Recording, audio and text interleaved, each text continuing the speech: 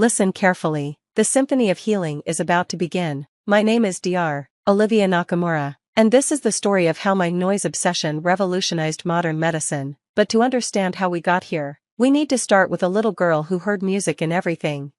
Growing up in Portland, Oregon, I was surrounded by a family of traditional medical practitioners. My mother was a neurologist, my father a surgeon, and my uncle headed the neurology department at Oregon Health Science University. Everyone expected me to follow the same path. Instead, I spent my time creating intricate wind chime arrangements and studying how different sounds affected people's moods and physical responses. Olivia-chan, my grandmother would say, shaking her head, medicine isn't about pretty sounds, it's about science. What they didn't understand was that I was doing science, just not the kind they recognized. Every chime arrangement was an experiment. Every sound pattern a data point in what would later become the foundation of harmonic resonance therapy, HRT. The breaking point came during my senior year of high school, while my cousins were celebrating their medical school acceptances. I announced my decision to pursue a double major in music therapy and neuroscience. Wind chimes won't cure cancer, my uncle said dismissively. You're throwing away your medical legacy. I met his gaze steadily and replied, No, Uncle David, I'm expanding it. At Berklee College of Music, combined with courses at MIT, I finally found my academic home. My professors recognized something unique in my approach to sound therapy, while others focused on traditional music therapy methods. I was exploring the neurological and physiological effects of specific sound frequencies and patterns. The breakthrough came during my graduate research. I had been studying how certain frequency combinations affected brainwave patterns, but I realized we were approaching sound therapy too simplistically. We weren't just dealing with audio frequencies, we were working with complex vibrational patterns that could fundamentally alter cellular behavior. Late one night in my sound laboratory, surrounded by my custom-designed therapeutic instruments, I had my epiphany. Traditional medicine treated the body as a chemical system, but what if we could address it as a vibrational one? Every cell, every organ, every system had its own frequency. What if we could tune them like instruments in an orchestra? I developed a revolutionary approach that combined advanced acoustics with precise neurological monitoring. My system, which I called harmonic resonance therapy, used specially designed instruments and frequency patterns to create healing vibrations that could target specific medical conditions. My doctoral research caught the attention of Dr. Rebecca Chen, a pioneering researcher in alternative medicine at Stanford. She offered me a position in her laboratory, along with resources to develop my theories further. My family's reaction was predictable. Sound research? My mother exclaimed. Your cousin just became chief of neurosurgery. But I had stopped seeking their approval. 2 weeks after graduation, I was setting up my first clinical trial, my heart resonating with possibility. The initial results exceeded everyone's expectations. Within 6 months, our pilot study showed significant improvement in patients with treatment-resistant conditions, particularly in neurological and chronic pain disorders. But what really set HRT apart was its ability to work alongside traditional treatments, enhancing their effectiveness while reducing side effects. Dr. Chen was ecstatic. Olivia, this isn't just alternative medicine, it's the future of healing. Word spread quickly in the medical community. Hospitals began requesting trials, and research institutions worldwide wanted to study our methods. But it wasn't until the post-pandemic neurological crisis of 2024 that our work caught global attention.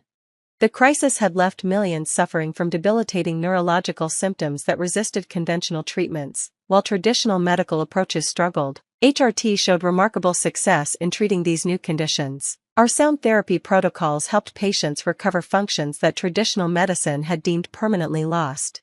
The World Health Organization took notice. Suddenly, I was being invited to speak at international medical conferences, consulted by health ministries, and featured in medical journals. HRT was being implemented in major hospitals worldwide, and similar programs were starting in developing nations. Yet my family remained skeptical. Sound therapy isn't real medicine, my uncle said during one of our rare family gatherings. You could be running a real neurology department by now.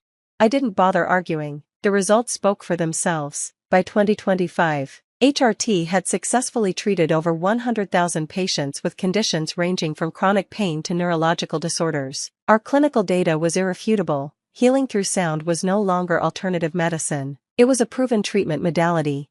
Which brings us to today. Standing up at this international medical conference, facing a room full of health professionals, researchers, and yes, my family, finally here to witness what their noisemaker had become. My uncle's dismissive comment still hung in the air, "Olivia's making noise again." But as I looked out at the sea of faces, at the screens showing real-time neurological data from our treatments, I felt only certainty. The cameras flashed as I began to speak. 20 years ago, a little girl believed that sound could heal. Today, I'm here to tell you that she was right. Our bodies aren't just chemical machines, they're symphonies of vibration, and we now have the tools to conduct them back to health. I clicked to the first slide, showing the complex wave patterns of our therapy. When traditional treatments couldn't help the victims of the neurological crisis, we had to think differently. We stopped fighting the body's natural frequencies and started harmonizing with them. For the next hour, I explained the science behind HRT, the precise frequency combinations, the neurological monitoring systems, the way we created personalized healing symphonies for each patient, but more importantly, I shared our vision. We can transform medicine, I declared, not by replacing traditional treatments, but by enhancing them through the power of therapeutic sound. The healing we needed wasn't just in pharmaceuticals or surgery, it was in understanding and working with the body's own vibrational nature. The presentation ended with recent footage of patients recovering through our therapy, people walking who had been told they never would again, chronic pain sufferers finding relief, neurological patients regaining functions. The applause was thunderous. Later, at the reception, my family approached. My mother's eyes were wet with tears. "Olivia," she said softly, "we were wrong, so wrong." My father, ever the surgeon, had questions about the neurological mechanisms and cellular responses. Even my uncle, the skeptic, was particularly interested in integrating HRT into his department's treatment protocols. "You really did create a new kind of medicine," he admitted, hugging me tightly, with wind chimes, of all things.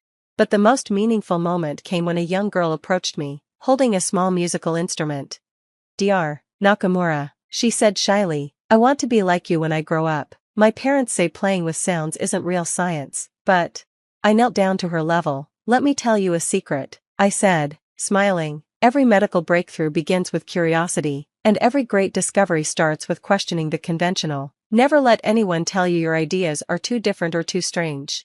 That evening, I stood on my hotel balcony, listening to the city's symphony of sounds. My phone was buzzing with messages, congratulations, collaboration requests, interview invitations, but my thoughts were in that long-ago bedroom, where a little girl believed in the healing power of sound.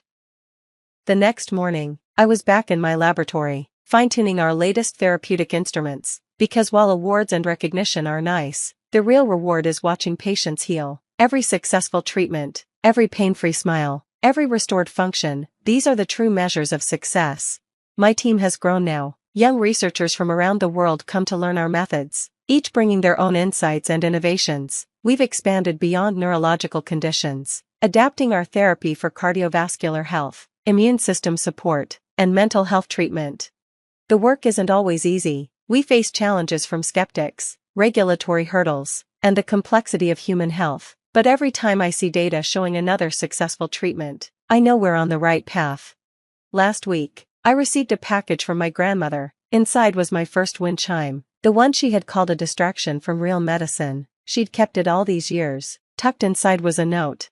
"Dear Olivia-chan, I kept this to remind me of how wrong we were. Your noise wasn't just playing, it was research. It was innovation. It was a new way of healing. We're sorry we didn't understand sooner. You didn't just create a new therapy. You showed us a new way of understanding medicine. Love, Obacon." I keep that wind chime in my office now, alongside our sophisticated therapeutic instruments and monitoring equipment. It reminds me that great achievements often grow from simple beginnings, that healing can take many forms, and that sometimes, the most powerful medicine comes from listening to your intuition.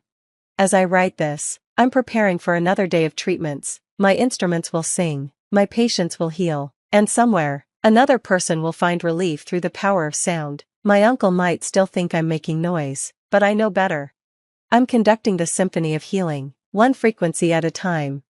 And to that little girl with her wind chimes, believing in the healing power of sound, you were right all along. Keep experimenting, keep dreaming, keep believing. The world needs your kind of medicine.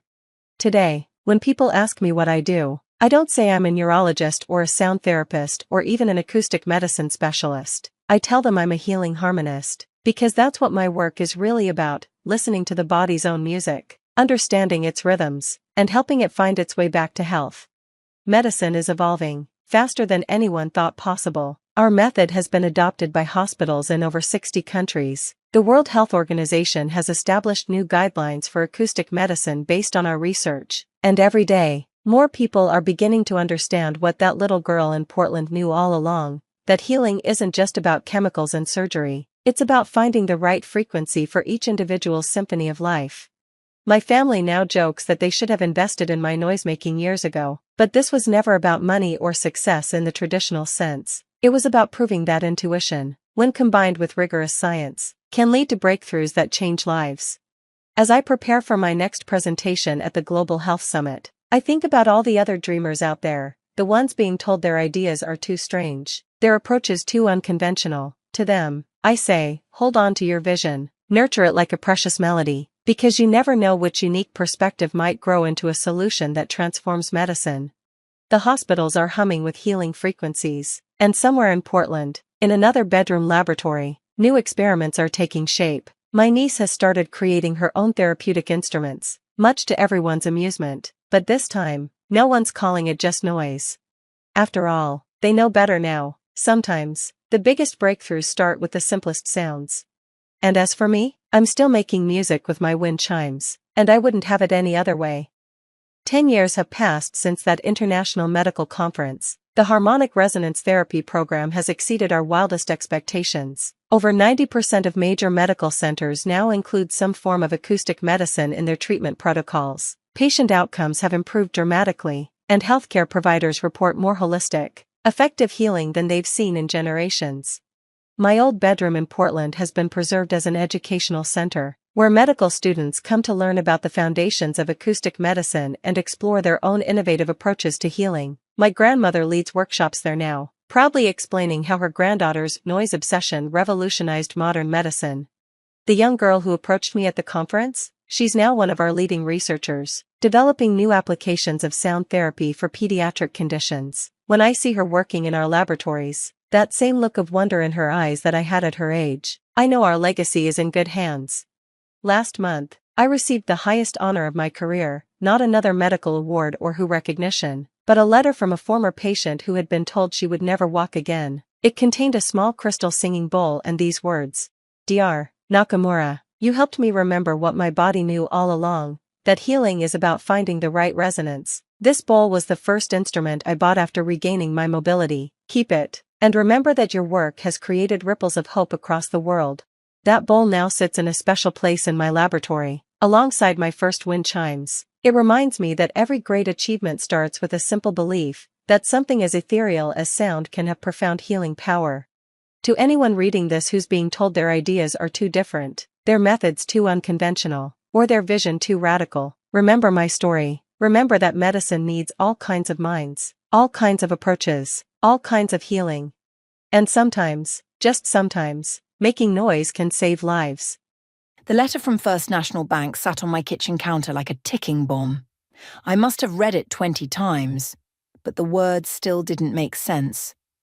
Our family farm, the one my grandparents built from nothing, the one where I spent every summer of my childhood, was apparently in default on a mortgage I didn't even know existed. My name is Peyton, and until that morning I thought I knew everything about our family's finances. I'm the one who helped Mom with the accounting after Dad passed, the one who tracked every penny we spent on equipment and seeds. But this was completely off the books. My hands were shaking as I dialed Mom's number. Are you home? We need to talk. I'm actually heading to the store, Mom said, her voice cheerful. Can it wait? We still need to plan the menu for Christmas dinner. No, it can't wait. This is about the farm. There was a pause on the other end. I'll be there in 15 minutes. While waiting, I paced my small apartment, trying to make sense of it all. The farm had been paid off decades ago. Grandpa made sure of that before he died.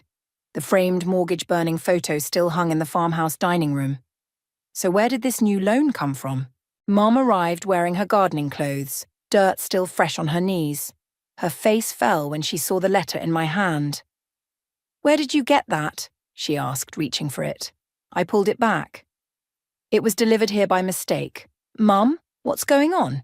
Why is there a mortgage on the farm? She sank into my couch, suddenly looking older than her 48 years.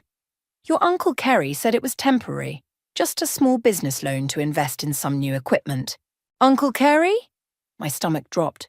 What does he have to do with the farm's finances?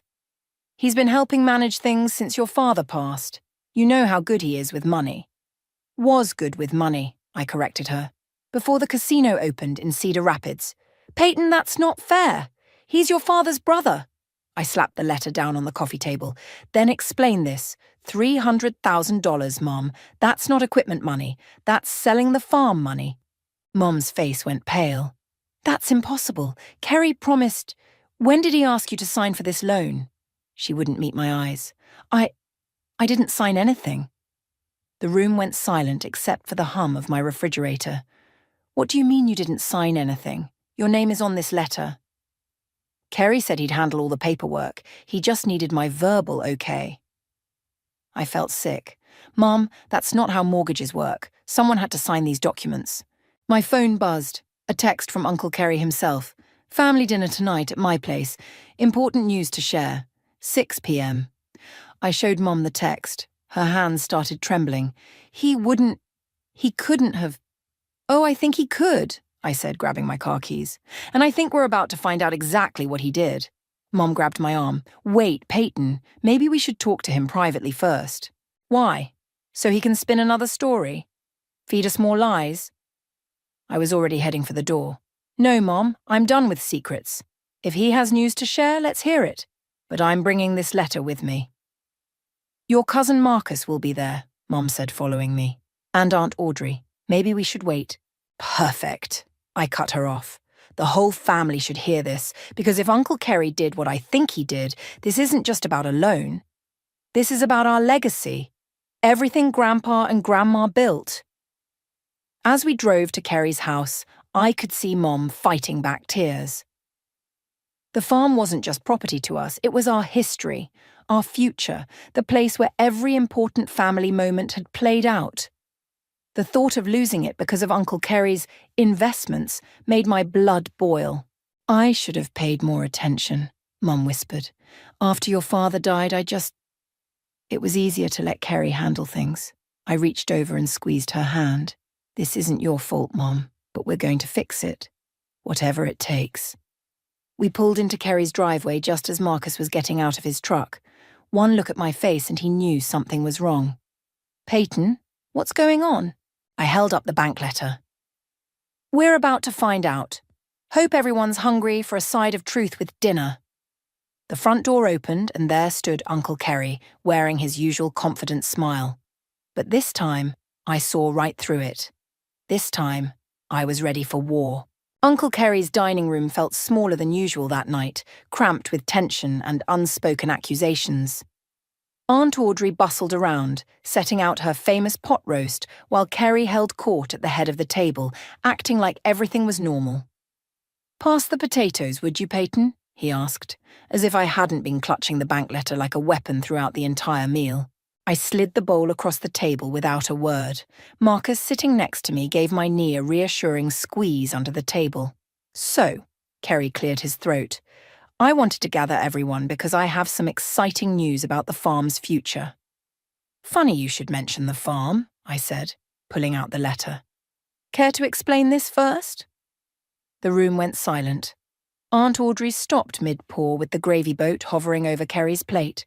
Where did you get that? Kerry's smile flickered but didn't quite fade. Does it matter? What matters is why our farm suddenly has a $300,000 mortgage on it. Peyton, Aunt Audrey cut in, this is hardly dinner conversation. Actually, Marcus spoke up, I'd like to hear about this too. That farm's been in our family for 3 generations.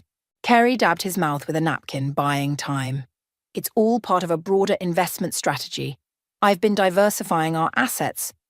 By gambling away our inheritance? The words shot out before I could stop them. Peyton, Mom gasped. Kerry's face darkened. I don't appreciate what you're implying. Then explain the mortgage. Show us these amazing investments you've made, because from where I'm sitting, it looks like you forged Mom's signature to take out a loan on property that isn't even yours. Aunt Audrey slammed her hand on the table.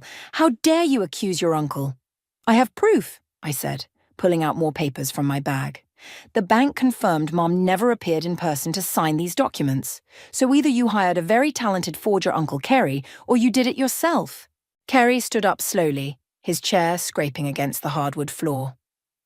You're out of line, young lady. I've managed this family's finances for years. And how many trips to the Riverside Casino have you made this month? Marcus asked quietly. Because I saw your car there last weekend. And the weekend before. The colour drained from Kerry's face. I was meeting business associates. At the blackjack tables, I pressed. Or was it poker this time? Kerry? Aunt Audrey's voice had lost its edge of certainty. What are they talking about? He spread his hands in a placating gesture. Look, I've made some strategic investments that will benefit everyone. The farm's value has been sitting stagnant for years. I found a way to make it work for us. By selling it? I pulled out one final document, a real estate listing I'd discovered online. Were you going to tell everyone before or after you closed the deal? Mum started crying softly. Marcus cursed under his breath. Even Aunt Audrey looked shocked. It's not what you think, Kerry insisted, but his voice had gone hoarse. The buyer is offering well above market value. We could all have a fresh start. That farm is our fresh start, I cut him off. It's our heritage, our home. You had no right. Just then, Kerry's phone buzzed. He glanced at it, and I caught a glimpse of the caller ID.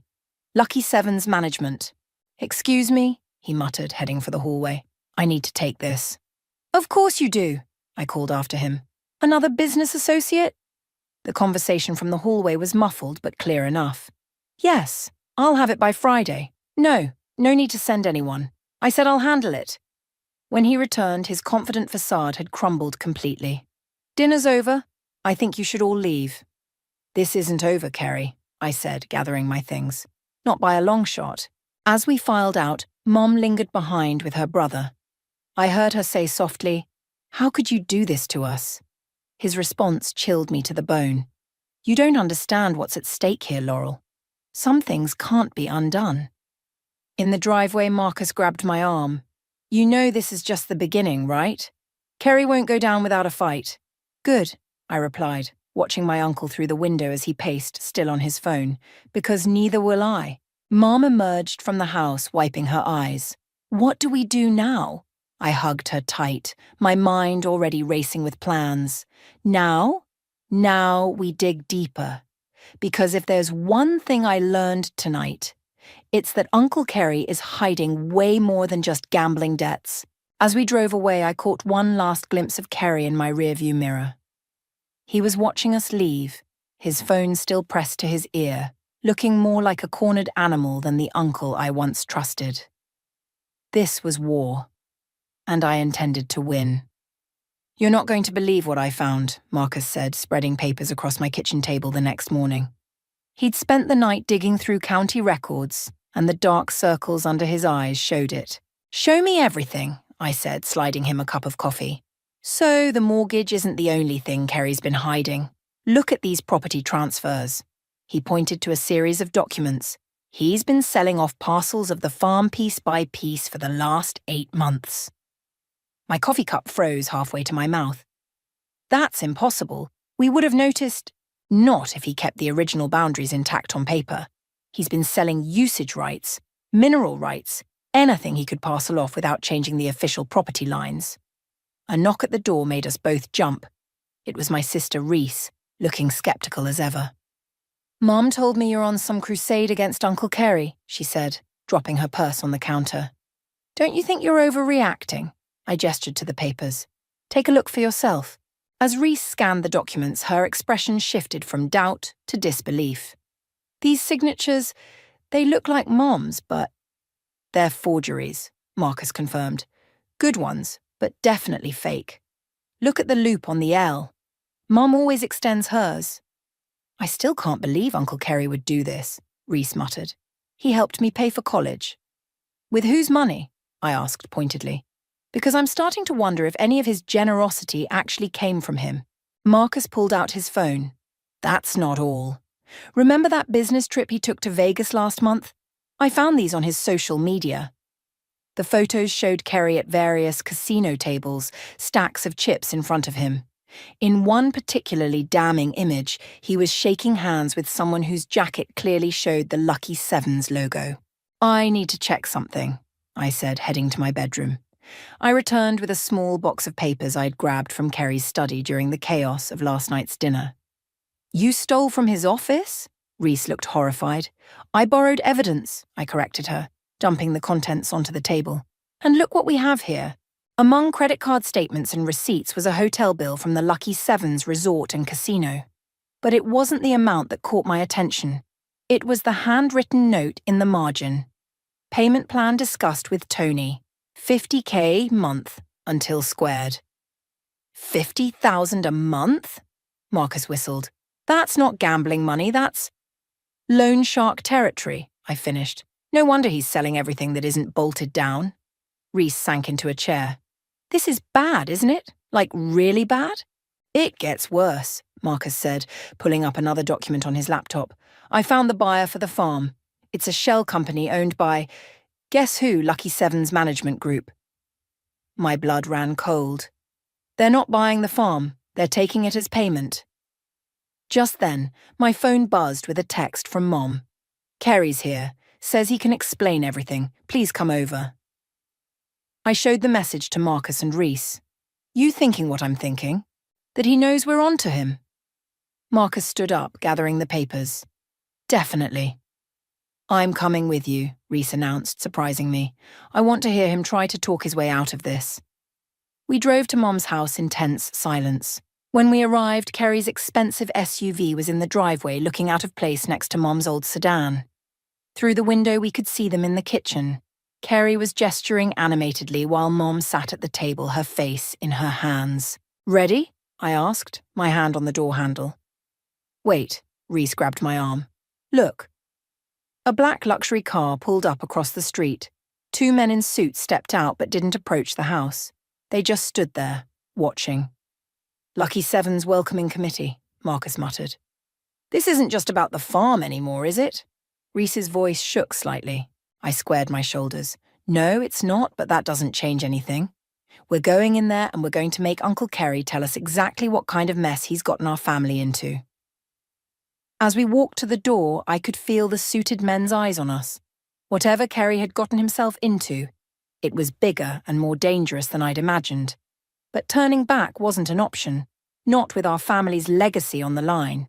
I took one last look at the men across the street, then opened the door. The sound of Kerry's desperate explanations spilled out into the morning air, along with Mom's quiet sobs. Time to find out just how deep this rabbit hole went. The kitchen fell silent as we walked in. Kerry stood by the sink, his expensive suit wrinkled, looking like he hadn't slept. Mom sat at the table, tissues scattered around her. Well, if it isn't the amateur detective squad, Kerry said, attempting his usual smirk but failing. Cut the act, I snapped. Who are your friends outside? His face twitched. What friends? The two guys in suits watching the house, Marcus said. They with Lucky Sevens. Kerry's attempt at composure crumbled. You don't understand what you're dealing with. None of you do. Then explain it, Mom pleaded. Tell us the truth, Kerry. All of it. Before he could answer, Aunt Audrey burst through the back door. Kerry, I just got a call from the bank. They're saying our house is being used as collateral for... She stopped short when she saw all of us. Your house too? I turned to Kerry. Just how much have you leveraged? I had a system, he said, pacing now. It was working. I was up almost $500,000 at one point. Until you weren't, Marcus finished. Kerry slumped against the counter. Tony, he runs the high-stakes room at Lucky Sevens. He said he'd give me time to pay it back. But then, the interest started piling up. So, you sold pieces of our farm, I said. Forged Mom's signature. And, when that wasn't enough, you decided to sell the whole thing? Aunt Audrey gasped. Kerry, tell me that's not true. A knock at the front door made everyone freeze. Through the window, I saw one of the suited men standing on the porch. "Don't," Kerry warned as I moved toward the door. "They're not here for a friendly chat." But another figure appeared behind the suited man. Willie, our old family friend and retired lawyer. I opened the door. "Morning, Peyton," Willie said calmly. "Thought I might find everyone here." He nodded to the suited man. "You can tell Tony I'm handling this now." The man hesitated, then retreated to his car. "Willie," Kerry started. "This isn't—" "Shut up, Kerry," Willie cut him off, entering the kitchen. "I've known your family 30 years, watched you kids grow up. Never thought I'd see the day one of you would betray your own blood like this." He set his briefcase on the table and pulled out a folder. "Lucky for everyone, I've been keeping my own records, ever since I noticed unusual activity on the farm's property listings." "You knew?" Mum asked. "I suspected," Willie replied. "Been gathering evidence just in case, including security footage from Lucky Sevens showing Kerry here making some very interesting deals." Kerry went pale. "You can't." "Can't what? Show how you've been laundering money through the casino? Using the farm to cover illegal loans?" Willie's voice was steel. "Try me." Aunt Audrey started crying. "Kerry, what have you done?" "I can fix this," Kerry insisted. "Just need a little more time." "Time's up," I said, pulling out my phone. "Those property transfers you made? I sent them to the FBI's Financial Crimes Division this morning." The room went dead quiet. "You didn't," Kerry whispered. "I did. And you know what they found really interesting? The connection between Lucky Seven's management and certain offshore accounts." Marcus stepped forward. "Face it, Uncle Kerry. It's over." Kerry's phone buzzed. His hands shook as he read the message. "Tony's pulling out of the deal. Says it's too hot now." He looked up, desperate. "Do you know what they'll do to me?" "Should have thought of that before you gambled away our heritage," I said. Willie opened his briefcase again. "There's a way to minimize the damage, but you'll have to come clean. About everything." "And the farm?" Mom asked quietly. "The sales can be reversed," Willie assured her. "Kerry's forgeries make them legally void, but—" He looked at Kerry. "You'll have to testify against Lucky Sevens." "They'll kill me," Kerry protested. "They won't," Willie said, "because by this afternoon, the FBI will have their entire operation. You're small fish, Kerry, but only if you cooperate now." I watched my uncle, the man who'd once taught me to ride a bike, who'd given speeches at family gatherings about the importance of legacy, crumble into a chair. "Okay," he whispered. "Okay." As Willie started making calls, Mom reached across the table and squeezed my hand. Outside, the black car finally pulled away. "What happens now?" Reese asked. I looked around at my family, broken but not destroyed, shaken but still standing. Now we rebuild. Together. Through the window, I could see the distant fields of our farm still there, still ours. Whatever came next, we'd face it as a family, minus one uncle who'd learned the hard way that betrayal carries a price. The next few days passed in a blur of FBI interviews and legal meetings. I sat in Willie's office, surrounded by stacks of documents, when he dropped another bombshell. "There's something else you need to see," Willie said, sliding a weathered envelope across his desk. "Found this in your grandparents' old safety deposit box." Inside was a letter, dated just before my grandfather's death. As I read it, my hands started shaking. "Is this what I think it is?" I asked. Willie nodded. "A trust agreement. Your grandfather never fully transferred the farm's ownership to Kerry's generation. He set up a family trust instead. Which means Kerry never had the right to sell it in the first place," I finished.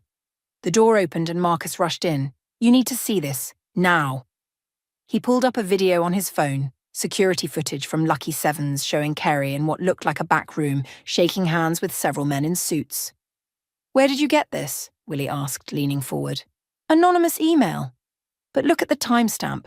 This was 3 months before Grandpa died." I felt sick. He was planning this even then? "It gets worse," Marcus said. "Look who else is in the frame." He zoomed in on a familiar face in the background, Aunt Audrey. "She knew," I whispered. "She knew everything." My phone buzzed. A text from Mom. "Audrey's packing up their house. Says they're taking a trip. They're running, Marcus said. Willie was already dialing. Not if I can help it. He spoke quickly into the phone, then turned to us. FBI's on their way to Kerry's house, but we need to get there first. There might be documents they could destroy. We raced to Kerry's place, arriving just as Aunt Audrey was loading suitcases into her car. Going somewhere, I called out. She froze. Just taking a break, after everything that's happened. Save it, Marcus cut in. We saw the video, Audrey, from the casino. Her face hardened. You don't understand. We were trying to save the family. By stealing from it? I stepped closer. By betraying everything Grandpa built? Your grandfather was old-fashioned, she spat. Sitting on all that wealth, letting it rot in those fields. Kerry had vision. Vision? I pulled out the trust agreement. Is that why you helped him plan this before Grandpa even died? The sound of sirens cut through the air. Audrey's eyes went wild. She lunged for her car, but Marcus blocked her path. Move, she screamed. No, he said firmly. No more running. FBI agents swarmed the driveway. Through the chaos, I saw Kerry trying to slip out the back door. He locked eyes with me for a moment, then raised his hands as agents surrounded him. Mrs. Diaz, an agent approached Audrey. We need you to come with us. As they led them both away, Willie arrived with Mom and Reese. The trust agreement changes everything, Willie said. The farm was never legally Kerry's to sell. We can void all transactions immediately. Mom stared at her brother and sister-in-law being placed in separate cars. How long? She asked quietly. How long were they planning this? Based on the evidence, Willie sighed. Since before your father got sick, they were just waiting for the right moment. Reese hugged Mom tight. At least it's over now. But something still nagged at me. I walked into Kerry's house, now swarming with FBI agents. In his study, I noticed something odd, a family photo hanging slightly crooked. Behind it was a small safe. We'll need to get that opened, an agent said. Try 11/22/63, I suggested. Grandpa's birthday. Kerry always used it for everything. The safe clicked open. Inside were more documents, but one caught my eye. A letter from Grandpa to Kerry, never sent. My dear son, it began. I know what you're planning. Remember that true wealth isn't in money or land. It's in the trust we place in each other. Don't make me regret placing mine in you. He had known. All along he had known. An agent took the letter for evidence, but its words stayed with me. Outside, the setting sun cast long shadows across the farm's distant fields. The same fields Grandpa had worked his whole life, the legacy he had tried to protect even from beyond the grave. You okay? Marcus asked, joining me. I nodded, watching another FBI car drive away, just thinking about Grandpa, about trust, and how we're going to rebuild it, all of it. The family reunion was in 2 days, usually a time for celebration. Now it would be something else, a reckoning, a new beginning. As we drove home, I thought about all the secrets still buried in those fields, and all the truths that were finally coming to light. The annual family reunion felt more like a trial than a celebration. Our usual spot in the farmhouse dining room was packed with relatives, all buzzing with questions about Kerry and Audrey's arrest. I stood at the head of the table, my evidence folder feeling heavier by the second. Before we start dinner, I announced, there's something you all need to know. Is this about Kerry? Uncle Pete called out. Because we've all seen the news. You've seen what they're willing to tell the public, I said, opening the folder. But there's more. Much more. Marcus dimmed the lights as I started the presentation we'd prepared. The first slide showed Kerry's casino photos. This isn't just about gambling debts, I explained. This is about a systematic betrayal that started years ago. Gasps filled the room as I showed the forged documents, the property transfers, the secret meetings. With each revelation, the weight of Kerry's betrayal seemed to press down on everyone. But why? Cousin Sarah asked. We're family. Greed, Mom said quietly. Pure and simple.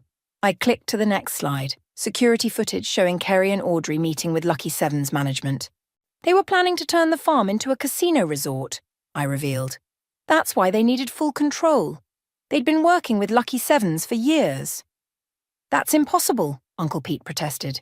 Kerry loved this place as much as any of us. Did he? I pulled out Grandpa's letter. Because Grandpa didn't think so. Read this. I passed the letter around. Watching their faces as they read Grandpa's warnings about Kerry was like watching their memories of him crumble in real time. There's more, Marcus added, standing up. Show them the trust agreement, Peyton. As I explained the legal implications, the room erupted in angry outbursts. So he never even had the right to sell? What about the money he borrowed from me? I knew something was off when he offered to invest my savings. Everyone, please, Mom called out, her voice cutting through the chaos. This isn't just about money. This is about trust. About family. Suddenly, the front door burst open. Aunt Audrey stood there, out on bail, mascara streaking down her face. You're wrong about everything, she said, her voice shaking. Kerry was trying to save this backwards family, drag you all into the modern world. By stealing from us, I challenged. By destroying our heritage? Heritage? She laughed bitterly. A bunch of cornfields and old memories. Kerry had vision. He saw potential. The only thing Kerry saw was dollar signs, Marcus shot back. And you helped him every step of the way. Get out, Mom stood up, pointing at the door. You're not family anymore. Audrey's face twisted. Fine, but don't come crying when this precious farm of yours can't pay its bills. Kerry was right. You're all living in the past. No, I said, pulling out one final document. We're living in reality, and in reality, the FBI just seized all your assets, including that vacation house in Florida you bought with stolen family money. The color drained from her face. Without another word, she turned and fled. There's one more thing, I continued, facing my stunned relatives. Grandpa's trust agreement doesn't just protect the farm, it sets up a family council to manage it. Every adult member gets a vote on major decisions. You mean we all get a say? Cousin Sarah asked. Exactly. No more single person having total control. We do this together, or not at all. The room was quiet for a moment, then Uncle Pete stood up. I vote we keep the farm. Rebuild it right this time. One by one, hands raised in agreement. Mum wiped tears from her eyes as the vote became unanimous. Then it's settled, I said. But there's work to do. Kerry's deals left us with legal battles ahead. We'll need everyone's help. You've got it, voices called out from around the table. As the meeting turned to dinner, the mood shifted from anger to determination. Plates were passed, stories were shared, and plans were made. This was what family was supposed to be, not secret deals and betrayals, but open hearts and shared purpose. Later, as everyone helped clean up, Marcus pulled me aside. Kerry's sentencing is next week, he said quietly. You ready for that? I looked around at my family, battered but unbroken, angry but united. More than ready. It's time for justice. Through the window, I could see the farm stretching out under the evening sky. The same view Grandpa must have had when he wrote that letter, knowing what was coming but believing in the strength of family to overcome it. He was right. We were stronger together, and no betrayal could break that bond. The courthouse felt colder than it should have for a summer morning. I sat in the front row between Mom and Marcus, watching Kerry in his orange jumpsuit as the judge prepared to deliver the sentence. Your Honor, Kerry's lawyer stood. My client wishes to address the court. The judge nodded. Proceed, Mr. Diaz. Kerry turned to face us, his face gaunt and aged. I never meant for things to go this far. Objection, the prosecutor interrupted. The defendant has shown no genuine remorse throughout these proceedings. Overruled, the judge said. Continue, Mr. Diaz. Laurel, Kerry addressed Mom directly, his voice cracking. You're my sister. You have to understand. I thought I could make things better for everyone. Mom stood up, pulling out a worn envelope. May I speak, Your Honor? The judge gestured for her to approach. This is a letter from our father, Mom said, her voice steady, found in his personal effects after Kerry's arrest. I'd like to read it. Kerry's face went pale as Mom unfolded the paper. My dear children, she began, if you're reading this, then the worst has happened. Kerry's son, I've watched you destroy yourself with greed, watched you plot against your own blood. But worse than the money you've stolen is the trust you've broken. A family's faith in each other is worth more than all the gold in the world. Kerry slumped in his chair as Mom continued. Laurel, my daughter, stay strong. The farm isn't just land, it's the story of our family's struggles and triumphs. And Peyton, Mum's voice caught. My granddaughter, I've watched you grow into someone who understands what really matters. The farm will need your strength in the days to come. The courtroom was silent as Mom finished reading. Even the judge seemed moved. Mr. Diaz, the judge said finally, your crimes aren't just against property. They're against family, against trust, against the very bonds that hold communities together. Kerry nodded weakly.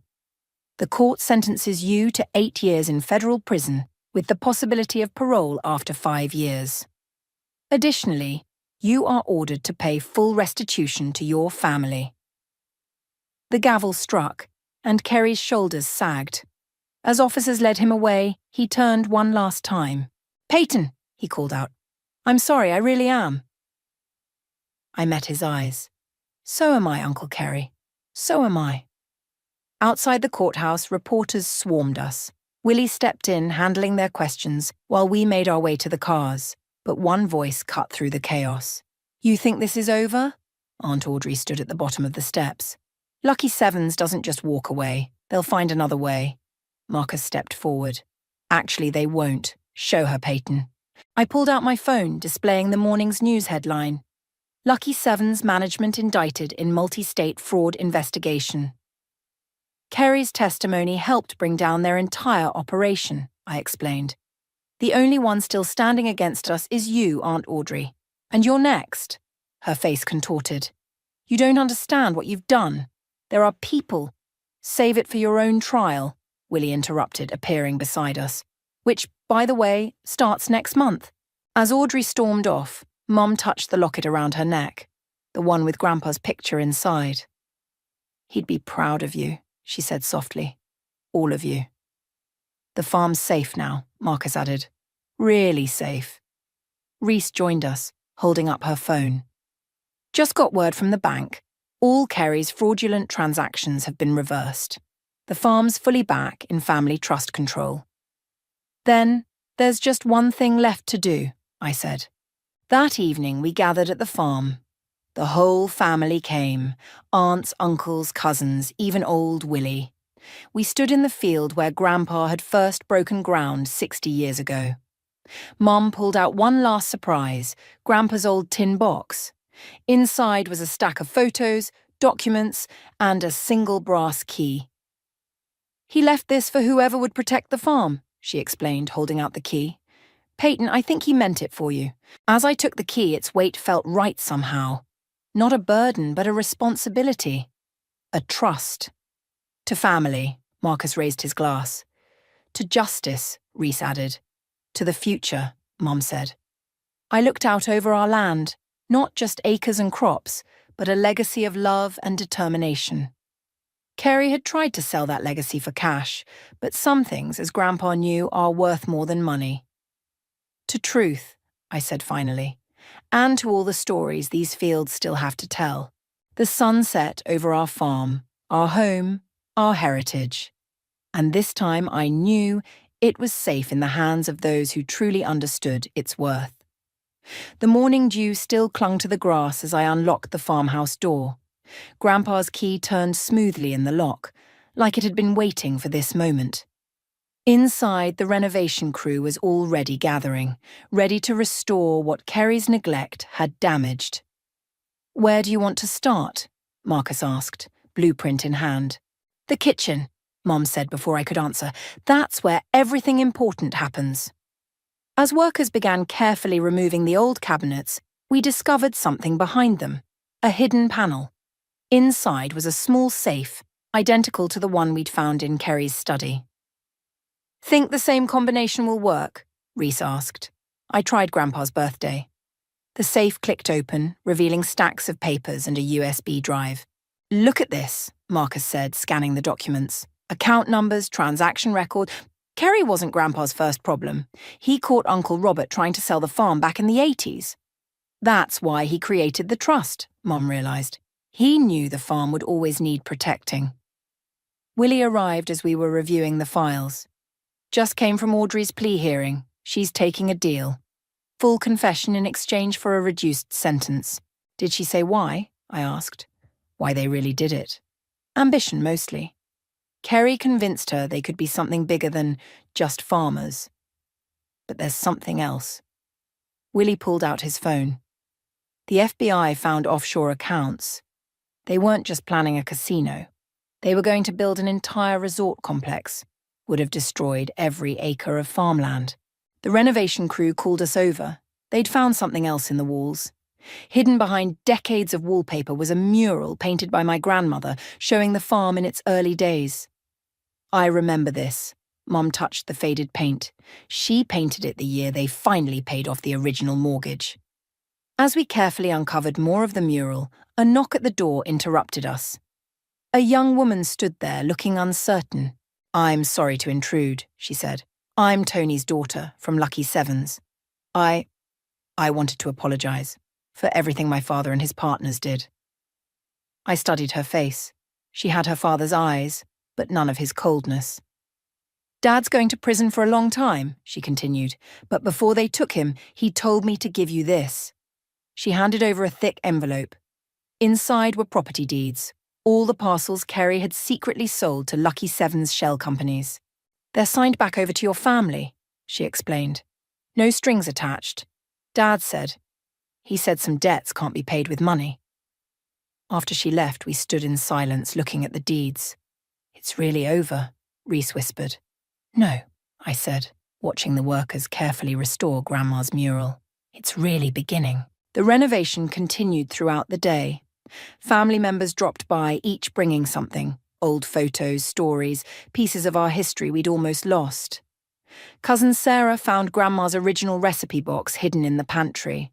Uncle Pete discovered Grandpa's old ledgers in the barn, documenting every season's plantings. As the sun set, we gathered on the porch, surrounded by the evidence of our family's resilience. The farm stretched out before us, golden in the evening light. "You know what this place needs?" Marcus grinned. "A proper celebration." Mom smiled. "I think I know just the thing." She went inside and returned with Grandma's recipe box. "Who's ready to learn how to make her famous apple pie?" In the kitchen, now half renovated, we worked together, flour flying, laughter echoing off the walls. The recipe wasn't just ingredients. It was a piece of our heritage, preserved and passed down. "To think we almost lost all this," Reese said, crimping the pie crust. "But we didn't," I replied, "because some things can't be bought or sold. Some things can only be earned, protected, and shared." The pie came out perfect, just like Grandma used to make. As we sat around the old kitchen table sharing slices and stories, I felt Grandpa's presence in every bite. "You know what this farm really is?" Mom asked, looking around at all of us. "It's not just land or buildings. It's a promise, from one generation to the next. A promise to remember who we are and what matters most." I touched the key hanging around my neck, not just a piece of metal, but a symbol of that promise. Kerry had tried to break it. Audrey had tried to sell it. But in the end, the promise was stronger than their greed. Outside, the first stars appeared over fields that would always belong to our family. Not because of legal documents or trust agreements, but because we'd fought for them, together. And that, I realised, was the greatest inheritance of all. There's a special kind of betrayal that only family can deliver, the kind that festers because it's wrapped in years of shared history and supposed love. My name is Alina, and the source of my particular lesson in familial treachery was a 2-story duplex on the east side of town, a building I'd poured my blood, sweat, and every spare dime into for years. It wasn't just bricks and mortar. It was my declaration of independence, my nest egg, the proof that I, a perpetually scrambling to make ends meet woman, could build something solid. I bought it 5 years ago. The paint was peeling, the plumbing was questionable, and the garden looked like a science experiment gone wrong. but it had good bones. I saw the potential. I also saw my younger brother, Kai, struggling. He'd just married Jordan, and they were living in a cramped, overpriced apartment, barely making ends meet with his part-time gigs and her... Well, Jordan mostly focused on her social media influencing aspirations, which hadn't quite taken off. "It's perfect, Alina," Kai had gushed when I first showed him the duplex. "Still a mess, but mine. You're amazing." "The upstairs unit is self-contained," I'd said, already formulating the offer in my head. 2 bedrooms, decent kitchen space once I fix it up. Why don't you and Jordan move in? No rent, just cover your own utilities. Get on your feet, save up a deposit for your own place. Kai's eyes had welled up. "You'd do that? Really?" Jordan, standing beside him, had managed a tight smile and "That's very generous, Alina." Even then, her gratitude felt a little strained, a little too polite, but I'd brushed it off. Kai was my brother. I wanted to help, so they moved in. I lived in my own tiny rental across town, pouring every spare cent and moment into renovating their unit first, then the downstairs one, which I planned to rent out to cover the mortgage. I worked double shifts at the restaurant, took on freelance graphic design projects that had me staring at a screen until 3 a.m. My diet consisted of coffee and determination, new clothes, a vacation. Those were luxuries for a different lifetime. The duplex was my priority, my sacrifice. The first year they were great. Kai would sometimes help with the heavy lifting on my renovation days for the downstairs unit. Jordan would occasionally bring me a glass of lemonade, complimenting my progress with wide, seemingly sincere eyes. "You're making it so beautiful, Alina. We're so lucky." But slowly, things began to shift. It was subtle at first. After I finished the downstairs unit and got good tenants in, the mortgage was covered, but property taxes and maintenance was still a beast. One summer, their air conditioner broke. It was an older unit, sure, but I suspected it had been run non-stop at Arctic temperatures. "Alina," Jordan had called, her voice breezy, "the AC's dead. It's like an oven up here. When can you get it fixed?" "Oh, that's not good," I'd said, already calculating the cost. "Did you try resetting the breaker or checking the filter?" A pause. No, that sounds complicated. It's your unit, so we figured you'd handle it." I bit back a sigh. "Okay, I'll call a repairman." It cost me $600 I didn't really have. They didn't offer to chip in. When I gently suggested that maybe they could be a bit more mindful of its usage, Jordan had looked affronted. "We pay our utilities, Alina. We should be able to be comfortable." Then there was the time Kai mentioned they were thinking of getting a dog, a big one, in my newly renovated unit with its freshly polished original hardwood floors. "A dog?" I'd asked, trying to keep my voice even.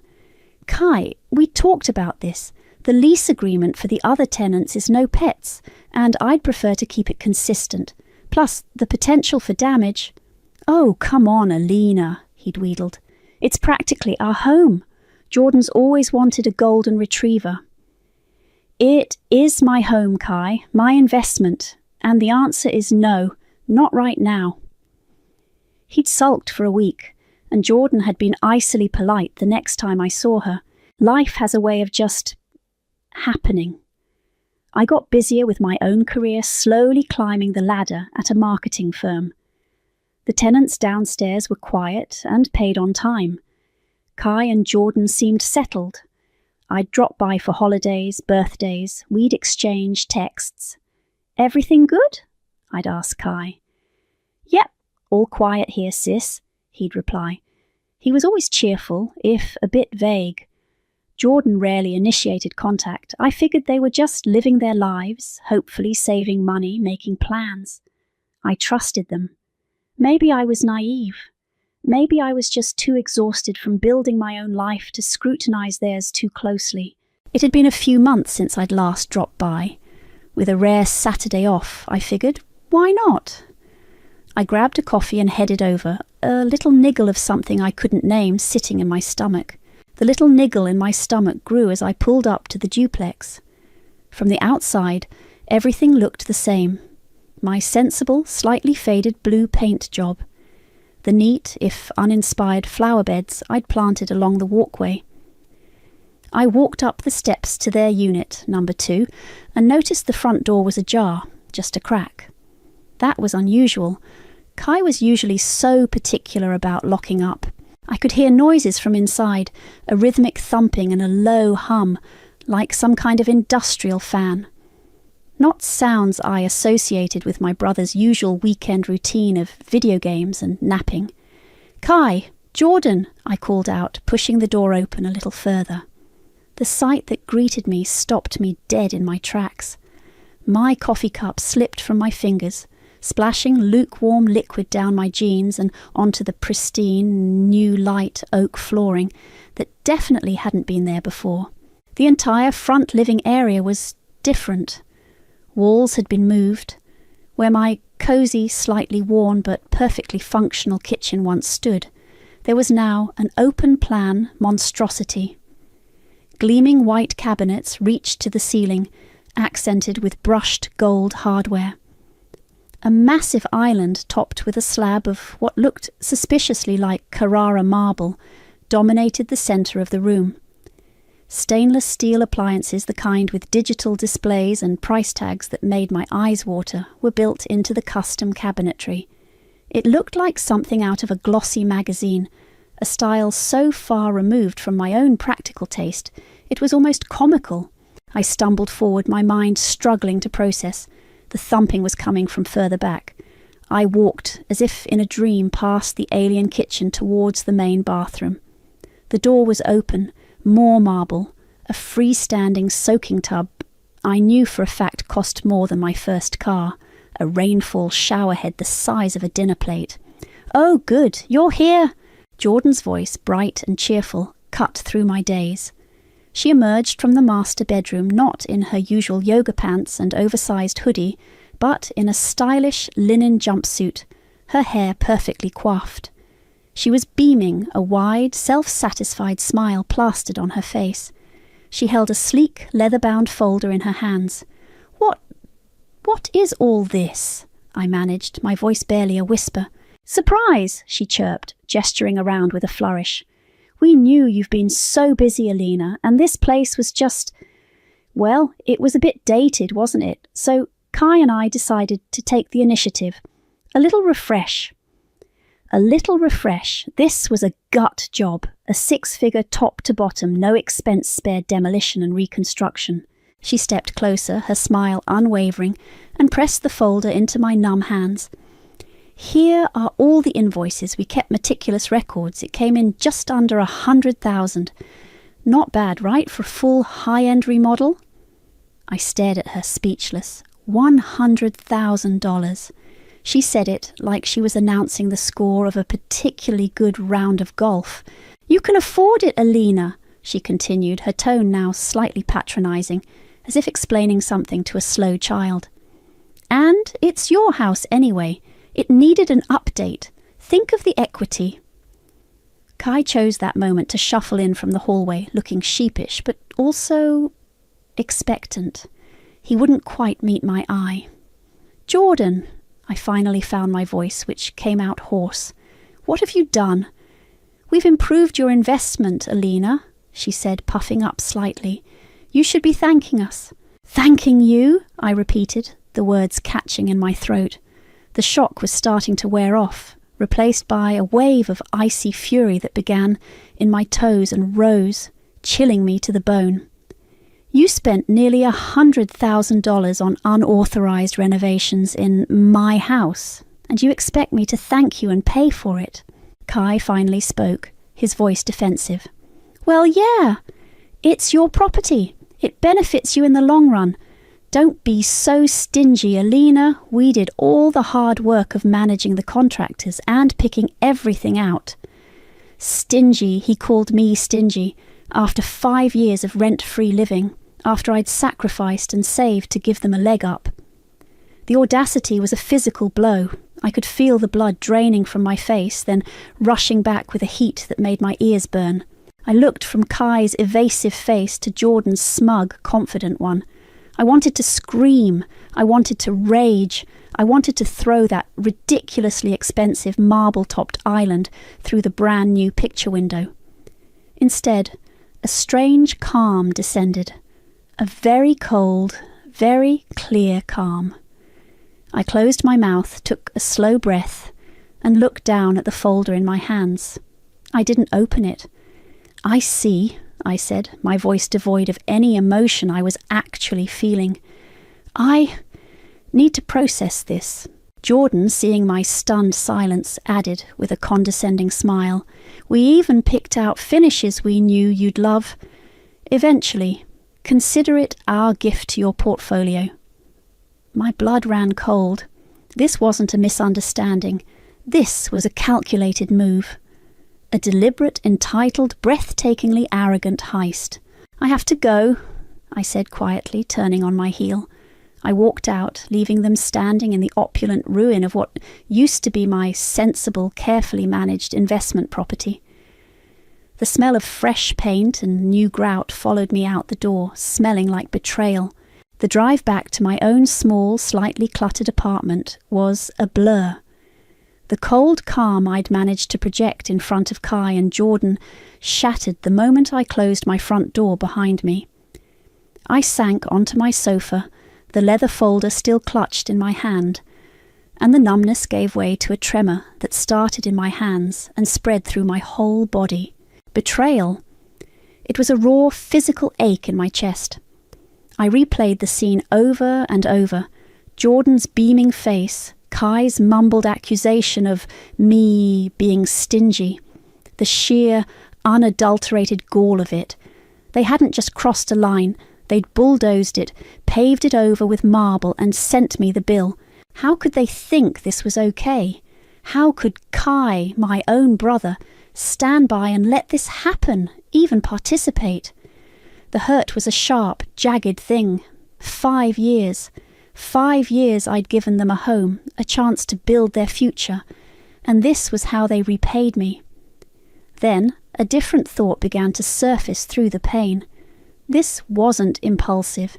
That level of renovation, the contractors, the specific high-end choices, it had to have been planned. Meticulously. I remembered an offhand comment Jordan had made months ago during a rare family dinner. "We're just bursting at the seams in that little kitchen," she'd sighed dramatically, swirling her wine. "It's impossible to entertain properly." At the time, I'd dismissed it as typical Jordan hyperbole. Now it felt like a breadcrumb. I grabbed my laptop. Jordan was obsessed with her online image, but her public social media was all carefully curated lifestyle shots. Nothing that would reveal a major renovation in a home that wasn't technically hers to renovate. Then I remembered Kai mentioning, with a roll of his eyes, Jordan's endless vision boards and digital scrapbooks. She used one of those cloud storage services, the one with the cutesy animal logo. It was a long shot, a desperate, ethically murky stab in the dark. I knew their wedding anniversary. I knew the name of the fluffy white cat Snowball that Jordan doted on, and that I'd expressly forbidden in the unit, a rule clearly ignored. I tried a few combinations: anniversary date plus Snowball, Snowball plus anniversary. Then Snowball followed by their wedding year. Bingo. I was in. My heart hammered against my ribs. A folder list appeared. Most were innocuous. Vacation ideas, recipe collection, influencer collabs, dreaming. And then there it was, our dream home project. My breath hitched. I clicked it open. It was all there, subfolders meticulously organized. Kitchen inspiration, bathroom finishes, contractor quotes. There were invoices, dozens of them, already paid from an account I didn't recognize. Probably joint savings they'd been siphoning into this instead of, say, a down payment on their own place. There were architectural drawings, detailed plans for my duplex unit, transforming it into their palace. And then the final damning piece of evidence, an email draft in a subfolder titled Comms. It was addressed to one of the main contractors, dated 6 months prior. It was from Jordan. Regarding payment, it read, "We will be managing the initial deposits. The final balance will be settled by the property owner, my sister-in-law Alina, once the project is complete and she is presented with the full scope of the value-adding upgrade. She's very supportive of us making the space our own. Supportive, value-adding upgrade." My hands were shaking so hard I could barely control the mouse.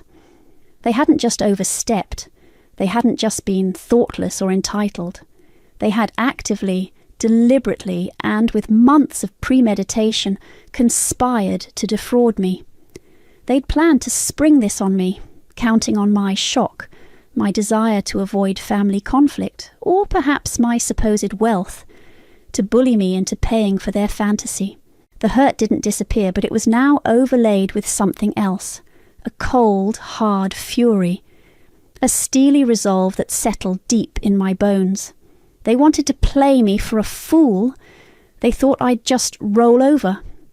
I picked up my phone, my fingers surprisingly steady as I dialed. "Amara," I said when my best friend answered, "you are not going to believe what just happened." I laid it all out, the surprise visit, the marble monstrosity, the folder of bills, Kai's accusation. Amara listened, punctuated by gasps and horrified silences. "No freaking way," she breathed when I finished. "Alina, that's grand larceny with a side of delusion." "Tell me about it," I said, the cold anger making my voice flat. "And I found their plans, Amara, online. They've been plotting this for at least 6 months." "Okay, deep breaths," Amara said, her voice instantly shifting into practical, supportive mode. "First, you are not paying a single cent, not one. Second, you need a lawyer, like yesterday." "I know," I said. The thought had already begun to form. "I know a guy," Amara said. "Stephen Norris. He's a shark, but he's fair. Specialises in property and contract disputes. He'll eat them for breakfast." Staring at their secret plans, the betrayal was a fresh stab. They hadn't just overstepped. They'd conspired. My desire for simple repayment morphed into something colder, more calculated. They wanted to play games? Fine. I'd learn the rules. I booked an appointment with Stephen Norris for Monday morning. Stephen Norris's office was all sleek lines and muted tones, a stark contrast to the chaos raging inside me. He was a man in his late 40s, sharp eyes, sharper suit, and a handshake that meant business. I laid out the whole sordid tale, from my initial offer of a rent-free haven to the marble-clad ambush, and the damning contents of Jordan's Dream Home project folder, copies of which I'd printed and brought with me. He listened intently, occasionally jotting down a note, his expression unreadable. When I finished, he leaned back in his chair. "Miss Henderson," he began, his voice calm and measured, "your brother and sister-in-law have, to put it mildly, acted egregiously. They had no legal right to make alterations of that magnitude without your explicit written consent, and they certainly have no legal standing to demand you pay for said alterations." A small knot of tension I hadn't realised I was holding loosened in my chest. "So, I don't have to pay?" "Absolutely not," Stephen confirmed. "In fact, you have several avenues here. You could sue them for the cost of restoring the property to its original condition if that's what you wished. You could evict them for breach of your verbal tenancy agreement.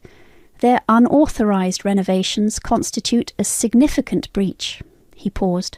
"Or you could explore other resolutions." The idea of simply evicting them and suing for damages was tempting, a quick, clean cut. But then I thought of Jordan's smug face, Kai's accusation. It wasn't just about the money anymore. It was about the audacity, the sheer, unmitigated entitlement. "What kind of other resolutions?" I asked. Stephen's lips curved into a slight, almost imperceptible smile. Well, they've significantly, if illegally, increased the value of your asset. We could certainly leverage that. I left his office an hour later, a plan beginning to take shape, a cold, satisfying counter-offensive. He'd given me clarity and, more importantly, a sense of control I hadn't felt since I'd walked into that renovated nightmare. Meanwhile, back in their marble palace, Kai and Jordan were clearly growing impatient. A few days after my visit, Jordan's text started. "Hey Alina, just wondering about that Reno payment. The contractor for the countertops is asking about the final installment. Let me know when you can transfer." The smiley face was particularly galling. I ignored it. 2 days later, another one. "Alina, seriously, we need to get these bills paid. It's starting to get awkward. Can you at least give us a timeline?" I continued to ignore them. Let them sweat. Let them wonder. Then photos started appearing on my cousin Sarah's social media feed.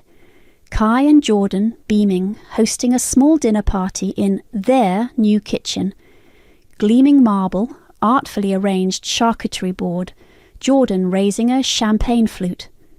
The caption, "Housewarming, kinda, at Kai and Jordan's gorgeous new place. So jelly, erst schon new kitchen vibes orange dream home." My jaw tightened. They were already showing it off, claiming it as their own, before I'd even agreed to foot the bill they'd fraudulently run up in my name.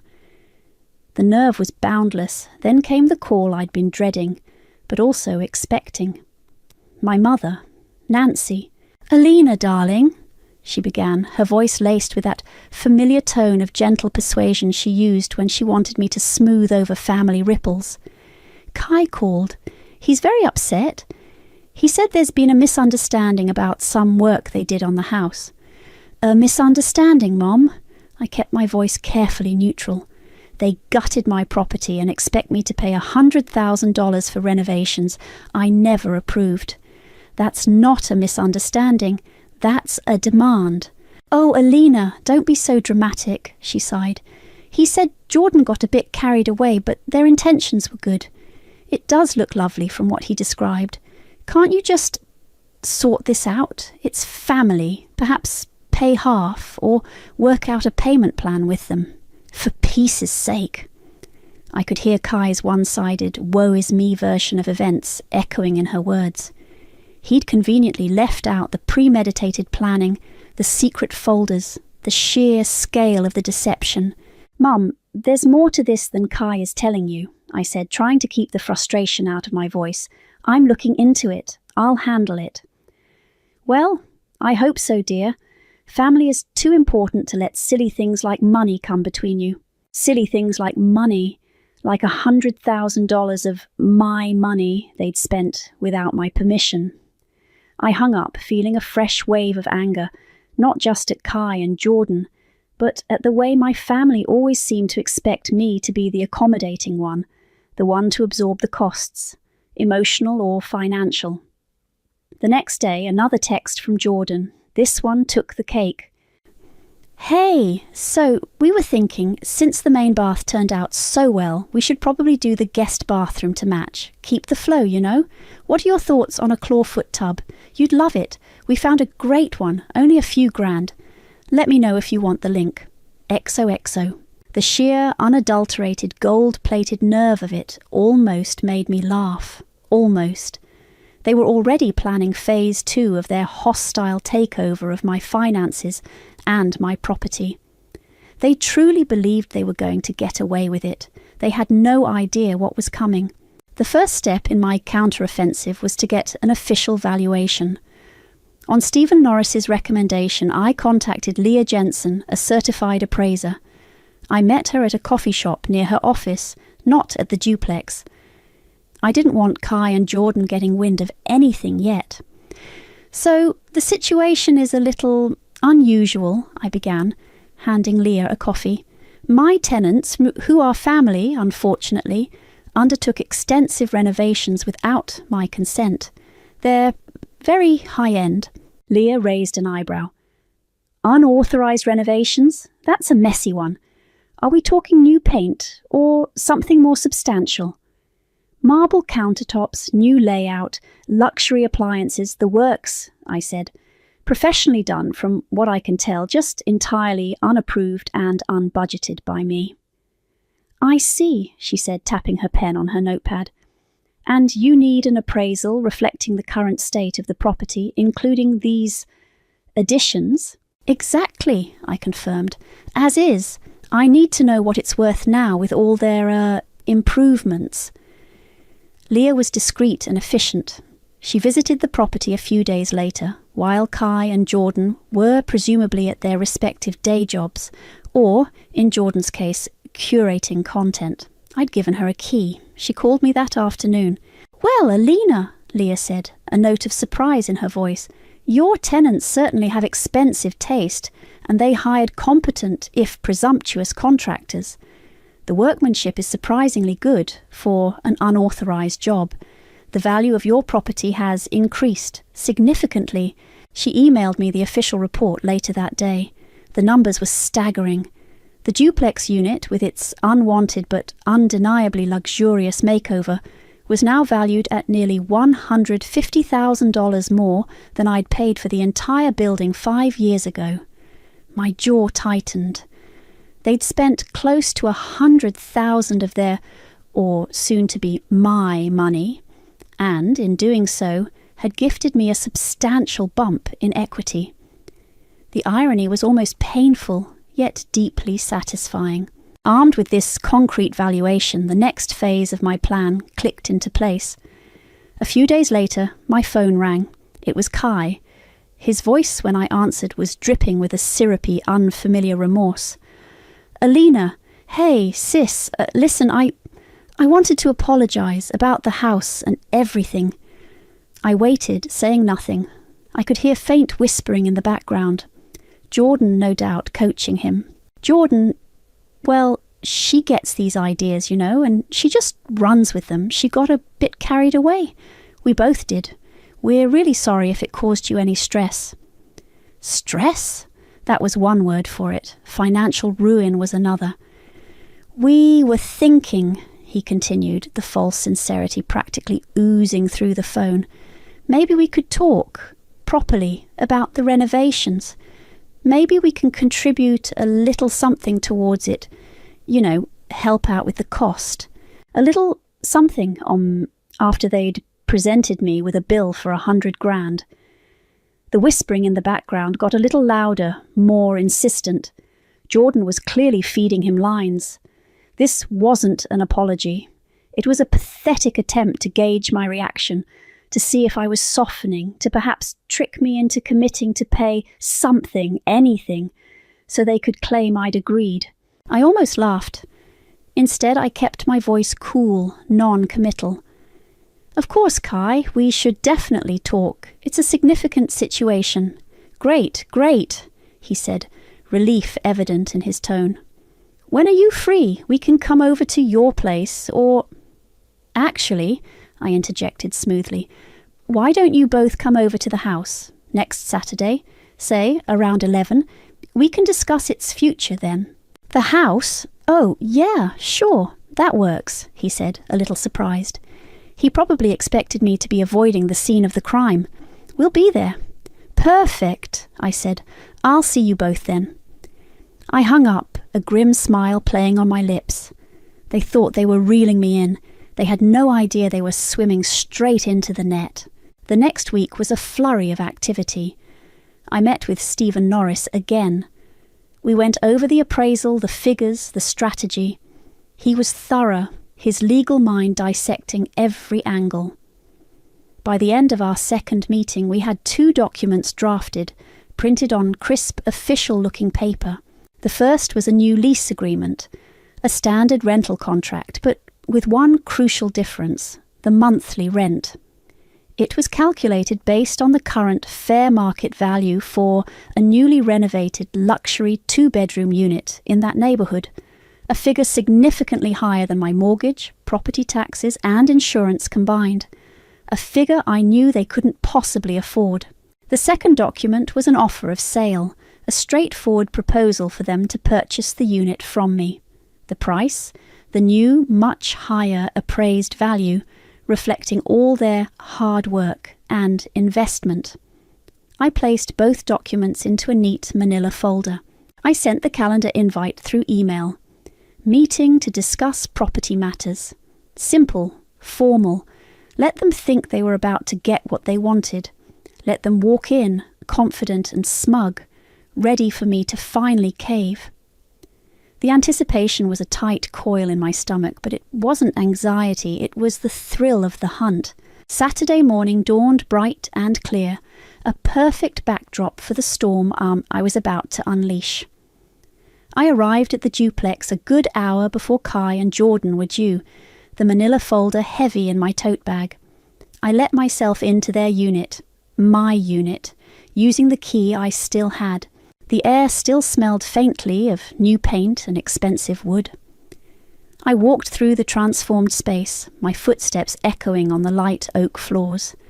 The marble countertops gleamed under the recessed lighting.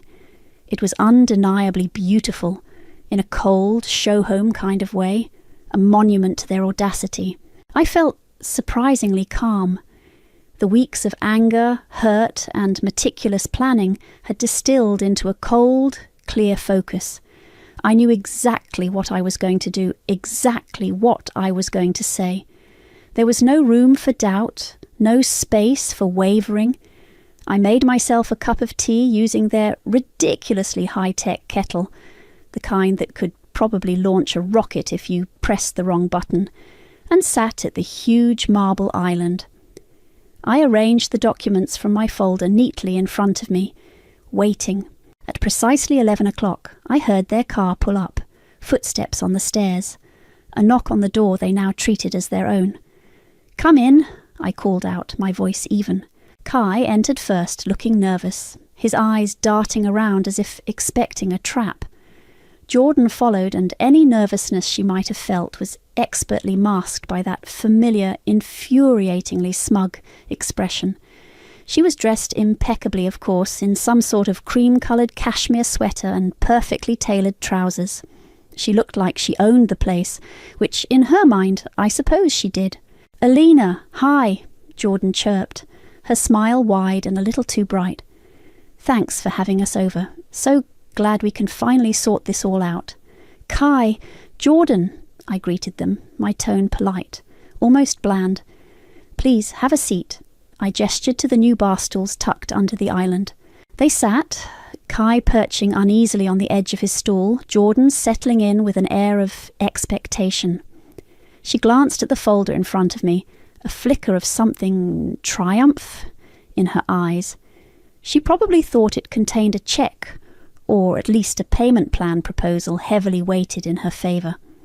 "Coffee?" I offered, playing the gracious hostess in their stolen palace. "Oh, no, thank you. We're fine," Jordan said, waving a dismissive hand. "We just had brunch." Of course they did, probably at some trendy spot celebrating their impending victory. An awkward silence descended for a moment. I let it hang there, watching them. Kai fidgeted with the strap of his watch. Jordan examined her perfectly manicured nails. Finally, Jordan broke the silence, unable to resist guiding the conversation. "So," she began, leaning forward slightly, her voice conspiratorial, "this place, right? It's just amazing now. Don't you think it finally feels like a real home?" I met her gaze. "It's certainly different," I said, my voice carefully neutral. "Different in a good way," she pressed. "All the agents say kitchens and bathrooms sell houses, Alina. We've basically future-proofed your investment. That marble, Italian, and the appliances are all top of the line, energy efficient too." She rattled off brand names and features as if she were a salesperson on commission. Kai chimed in, emboldened by Jordan's confidence. "Yeah, Alina, we put a lot of thought into it, a lot of work. Those contractors weren't easy to manage, let me tell you." I nodded slowly, letting them talk, letting them dig their own graves a little deeper. I even managed a small, non-committal hum of agreement when Jordan pointed out a particularly hideous and undoubtedly expensive light fixture they'd chosen for the dining area. "Yes," I said when they finally paused for breath. "You've certainly put a lot of work into making it unique." The anticipation in the room was thick enough to spread on toast. They were practically vibrating with it, waiting for me to acknowledge their brilliance, their foresight, and, most importantly, to open my checkbook. Jordan's smug smile was fixed in place. Kai looked like a kid waiting for a promised treat. I let a small, almost imperceptible smile play on my lips. "Well," I began, placing my hand on the manila folder, my fingers brushing against the crisp edges of the documents within. I paused, drawing out the moment, savouring the shift in the air as their expectant smiles wavered slightly, replaced by a flicker of uncertainty. "I've given this a lot of thought," I continued, my voice calm and steady. "A great deal of thought, and I've made some decisions regarding the house and your substantial contributions to its value." I looked them both directly in the eye, first Kai, then Jordan, holding their gaze for a beat longer than comfortable. The air in the ridiculously opulent kitchen crackled. "First," I said, my voice even and cold, sliding a glossy, professionally bound document across the marble island towards them, "I want to thank you. Your unauthorized yet extensive renovations have significantly increased the market value of my property." I tapped the cover of the document. "This is the official appraisal report conducted last week." I watched their faces. Kai frowned, looking confused. Jordan's smug smile widened a fraction, a predatory gleam in her eyes. She clearly thought this was the prelude to me capitulating, perhaps even offering them a bonus for their vision. She reached for the report. "So," I continued, my voice dropping a notch, losing any hint of warmth it might have feigned earlier. I slid a second document across the island, this one a standard legal form. "Effective the 1st of next month, your rent will be adjusted to reflect the current luxury market rate for such a beautifully renovated home." I paused, letting the words sink in. "That will be $3,500 per month." Their smiles vanished, instantly, utterly. Jordan's jaw quite literally dropped. Her perfectly lipsticked mouth hung open in a silent O of disbelief. Kai went pale, his eyes widening as he stared at the new lease agreement I'd just presented. Before either of them could recover enough to speak, I pressed on, my voice like ice.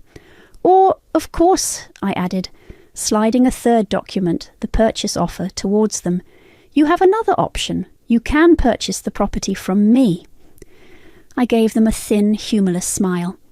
"Given your substantial investment and clear emotional attachment to the place, it only seems fair to offer it to you first."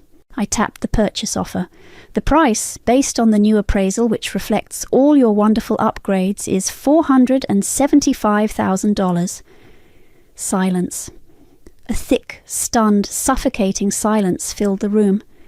The only sound was the faint hum of the brand new top-of-the-line refrigerator. Then chaos erupted. "What?" Jordan finally shrieked, her voice cracking.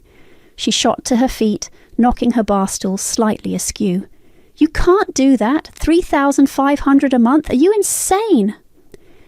"It's the current market rate, Jordan," I replied calmly, though my heart was hammering. "For a unit of this quality, in this location, with these finishes. Your finishes, I might add." But we did all the work," Kai stammered, his face a mask of bewildered outrage. "We paid for it. You can't just charge us rent on our own improvements." "Actually, Kai, you made improvements to my property," I corrected him, my voice still level. "Improvements I never asked for, never approved, and certainly never agreed to pay for. You presented me with a bill for nearly $100,000. I'm merely adjusting the terms of your tenancy to reflect the new reality you've created." "This is outrageous! It's unfair!" Jordan was practically screaming now, her face flushed an ugly red that clashed horribly with her cashmere sweater. "We're family. You're supposed to help us, not extort us." "Extort you?" I raised an eyebrow. I believe you were the ones who presented me with an unexpected 6-figure bill after conducting major renovations without my permission. I'm offering you choices. Pay the fair market rent for the luxury apartment you've designed for yourselves, or buy it at its fair market value. A value, I remind you, that you yourselves established with your contributions. Kai was shaking his head, looking utterly defeated. We don't have that kind of money, Alina. You know that. We can't afford that rent. We can't afford to buy it. His voice was a desperate whisper. Then perhaps you should have considered that before you decided to play real estate developer with my assets, I said, my patience wearing thin. The cold fury was back, bubbling just beneath the surface of my calm demeanour. Jordan screeched, "You're evil, Alina! This is our home!" Her eyes blazed with a mixture of fury and panic. I met her furious gaze unflinching. "No, Jordan, this is my house, which you treated like your personal ATM and showroom. You made your choices when you forged ahead with this ridiculous, unauthorized renovation. You made your choices when you expected me to just gratefully pay for your lavish tastes. Now you have new ones to make." I stood up, collecting my copy of the documents. "You have 30 days to either sign the new lease agreement or accept the purchase offer. If neither of those options works for you, you have 30 days to vacate the premises." I walked towards the door, leaving them standing there, amidst the splendour they had so arrogantly created, their faces a mixture of shock, disbelief, and dawning horror. The silence that followed my ultimatum was more satisfying than any shouting match could ever have been. The 30 days that followed my ultimatum were a maelstrom. My phone blew up with panicked calls from Kai, his voice alternating between pleading and accusing. "Alina, you can't be serious. We'll be homeless. How could you do this to your own brother?" Jordan, after her initial outburst, resorted to a barrage of texts. They started demanding, "You will regret this, Alina. We have rights." Then shifted to bargaining. Okay, what if we pay you back for the Reno overtime? Like a tiny bit each month, and you keep the rent the same." And finally devolved into desperate, tearful pleas. "Please, Alina, we made a mistake. A huge mistake. Don't do this to us. We'll do anything." They tried to rally the family, of course. My mother, Nancy, called again, her voice tight with distress. "Alina, Philip and I are very concerned. Kai is beside himself. Jordan is a wreck. Can't you find it in your heart to compromise? They're offering to pay you back eventually. This time I was prepared." "Mom," I said calmly, "did Kai tell you they'd been planning this for over 6 months? Did he show you the Dream Home Project folder Jordan kept, detailing how they were going to present me with the bill for their upgrade?" Silence on the other end of the line. "I'm emailing you copies, Mom, you and Dad, so you can see the full picture." I sent them the evidence, the invoices, the email drafts, the whole sordid plan. When Mom called back later, her tone was subdued. "Oh, Alina, I had no idea it was so calculated." She still tried a weak, "But they're young, they make mistakes." But the conviction was gone. Even she couldn't defend this level of premeditated deceit. Philip, true to form, said little, but I could tell he was shocked. Kai and Jordan scrambled. They couldn't afford the new rent, not even close. And getting a mortgage for nearly $500,000, especially when they were already carrying the secret debt from the contractors they'd hired for my house, was an impossibility. Their frantic attempts to find a financial loophole, a sympathetic lender, or a rich relative to bail them out all failed. On the 29th day, a moving truck pulled up to the duplex. I didn't go over. I didn't need to. My lawyer had already informed theirs that I expected the property to be left in pristine condition, as per the terms of their original, albeit verbal and now thoroughly violated, agreement. They complied, probably on legal advice or perhaps holding on to a sliver of hope that a demonstration of good behaviour might make me relent at the 11th hour. I didn't. Amara helped me do the final walkthrough after they'd gone. The place was immaculate, spotless. Every marble surface gleamed. Every high-end appliance shone. It was also eerily empty, stripped of all their personal belongings, all traces of their occupancy. All that remained was the monument to their greed and my victory. "Wow," Amara breathed, looking around the cavernous, empty kitchen. "They really did a number on this place. Expensive, but wow." "Yep," I said, running a hand over the cool marble island. "And now it's going to make me a tidy profit." I put the unit on the rental market the very next day, at the full $3,500 rate. It was snapped up in less than a week by a young doctor and her architect husband who adored the modern luxurious finishes. They signed a 2-year lease. The last I heard, through the family grapevine, Kai and Jordan were crammed into a tiny, run-down one-bedroom apartment on the other side of town, the kind of place they'd probably sneered at 5 years ago. Their relationship, already strained by Jordan's expensive tastes and Kai's spinelessness, was reportedly crumbling under the weight of their self-inflicted financial disaster and the mountain of debt they still owed to the contractors. Apparently, those meticulous records Jordan kept didn't extend to actually paying all the final bills once it became clear I wasn't going to. My relationship with Kai is fractured, maybe irreparably. He avoids my calls and family gatherings are tense. My parents are still walking on eggshells around me, a mixture of residual disappointment in Kai and a new wary respect for me. It's not perfect, but a huge weight has been lifted from my shoulders. I stood up for myself. I drew a line in the sand, and when they stomped all over it in diamond-studded stilettos, I made them pay the price. The financial gain from the increased rent is undeniably satisfying. It's more than covering the mortgage and expenses. It's actually building my savings at a rate I'd only dreamed of. But the real satisfaction, the deep, quiet hum of contentment, comes from the karma. They thought they were so clever, so entitled, so much smarter than hard-working, sensible Alina. They thought they could take and then demand more. Instead, they dug their own gold-plated ditch, and I simply handed them the shovels and let them lie in it.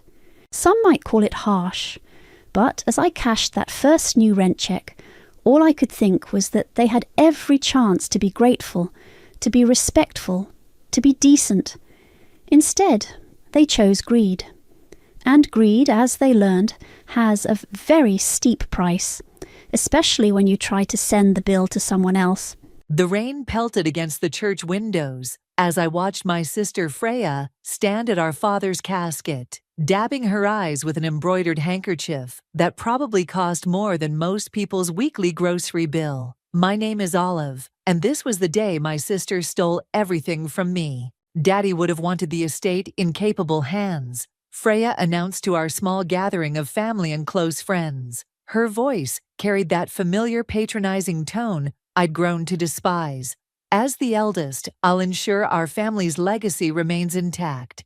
I gripped the wooden pew until my knuckles turned white. Just yesterday, we'd buried our father, and already she was making her move. Mom sat beside me, her grief-stricken face buried in her hands, as she nodded along to everything Freya said. "Olive, dear." Freya's saccharine voice cut through my thoughts. "You understand, don't you? With your history of impulsive decisions, this is really for the best." The gathered mourners turned to look at me. I felt their stares burning into my skin. Remembering the rumors Freya had carefully cultivated about my supposed irresponsibility. That failed startup I'd attempted at 23. The time I'd traveled through Europe instead of immediately starting college. All twisted into weapons against me. "I understand perfectly," I replied, keeping my voice steady despite the rage building inside me. "You've always had everything figured out, haven't you, Freya?" She smiled, that picture-perfect smile that had fooled everyone but me. "I'm so glad you see it my way. Mom's already signed over power of attorney to me. It's all very official. My head snapped toward Mom. Is this true? Mom finally looked up, her eyes red and puffy. Freya knows what she's doing, honey. She's got the business degree, the connections. Your father would have wanted, Dad would have wanted us to share everything equally, I interrupted, standing up. That's why he left it to both of us in his will. Freya's friend Callie stepped forward, placing a manicured hand on my shoulder. Olive, sweetie, maybe you should step outside and get some air. Grief can make us say such irrational things. I shrugged her hand off and walked toward the church exit. As I pushed open the heavy wooden doors, I heard Freya's voice carry across the now silent church. You're better off without it, little sister. Trust me. That night, I sat in my childhood bedroom, surrounded by boxes I'd already packed. The estate had been in our family for generations. The mansion, the investments, the land. Dad had built it into something remarkable, and now Freya would run it all into the ground. A soft knock at my door made me look up. Mom stood there, looking smaller than I'd ever seen her. I'm sorry, Olive, she whispered, but Freya, she knows what she's doing. She's got everything planned out. She's manipulating you, Mom. Can't you see that? Don't make this harder than it needs to be. Mom's voice cracked. Please, I can't handle any more conflict right now. I stood up and hugged her, breathing in her familiar lavender scent. It's okay, Mom. I understand. And I did understand. Not just Mom's grief, but what I needed to do next.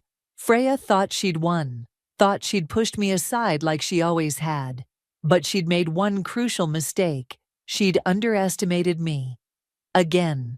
Later that night, as I loaded the last box into my car, I heard heels clicking on the driveway behind me. Running away again, Freya called out. I knew you'd take the easy way out. I turned to face her, and for the first time in years, I felt completely calm. No, Freya, I'm not running away. I'm moving forward. She laughed, the sound echoing in the empty driveway. Forward to what? Another failed venture? Another disappointment? You know what's funny? I smiled, closing my trunk. You're so focused on what you've gained. You have no idea what you've just lost. Lost? She scoffed. I've won everything. Keep telling yourself that. I got into my car and started the engine. Through the window, I added, and Freya, remember this moment. Remember exactly how it feels to think you've won. It'll make what comes next so much sweeter. As I drove away from my childhood home, I watched Freya's figure shrink in my rearview mirror. She thought she'd written the final chapter of our story. But she was wrong. This wasn't the end. It was just the beginning.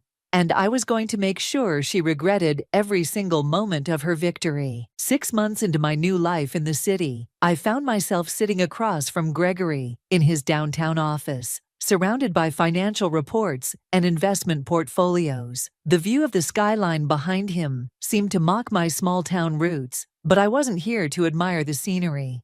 You're a quick study, Olive, Gregory said, adjusting his glasses as he reviewed my latest analysis. Most people take years to grasp these concepts. I took a sip of my coffee, hiding my smile. Most people aren't trying to save their family legacy from a manipulative sister. Speaking of which, Gregory turned his computer screen toward me. Have you seen the latest news about your family's company? The headline made my stomach turn. Carter Industries announces aggressive expansion plans. Below it was a photo of Freya, wearing her signature pearls and fake smile.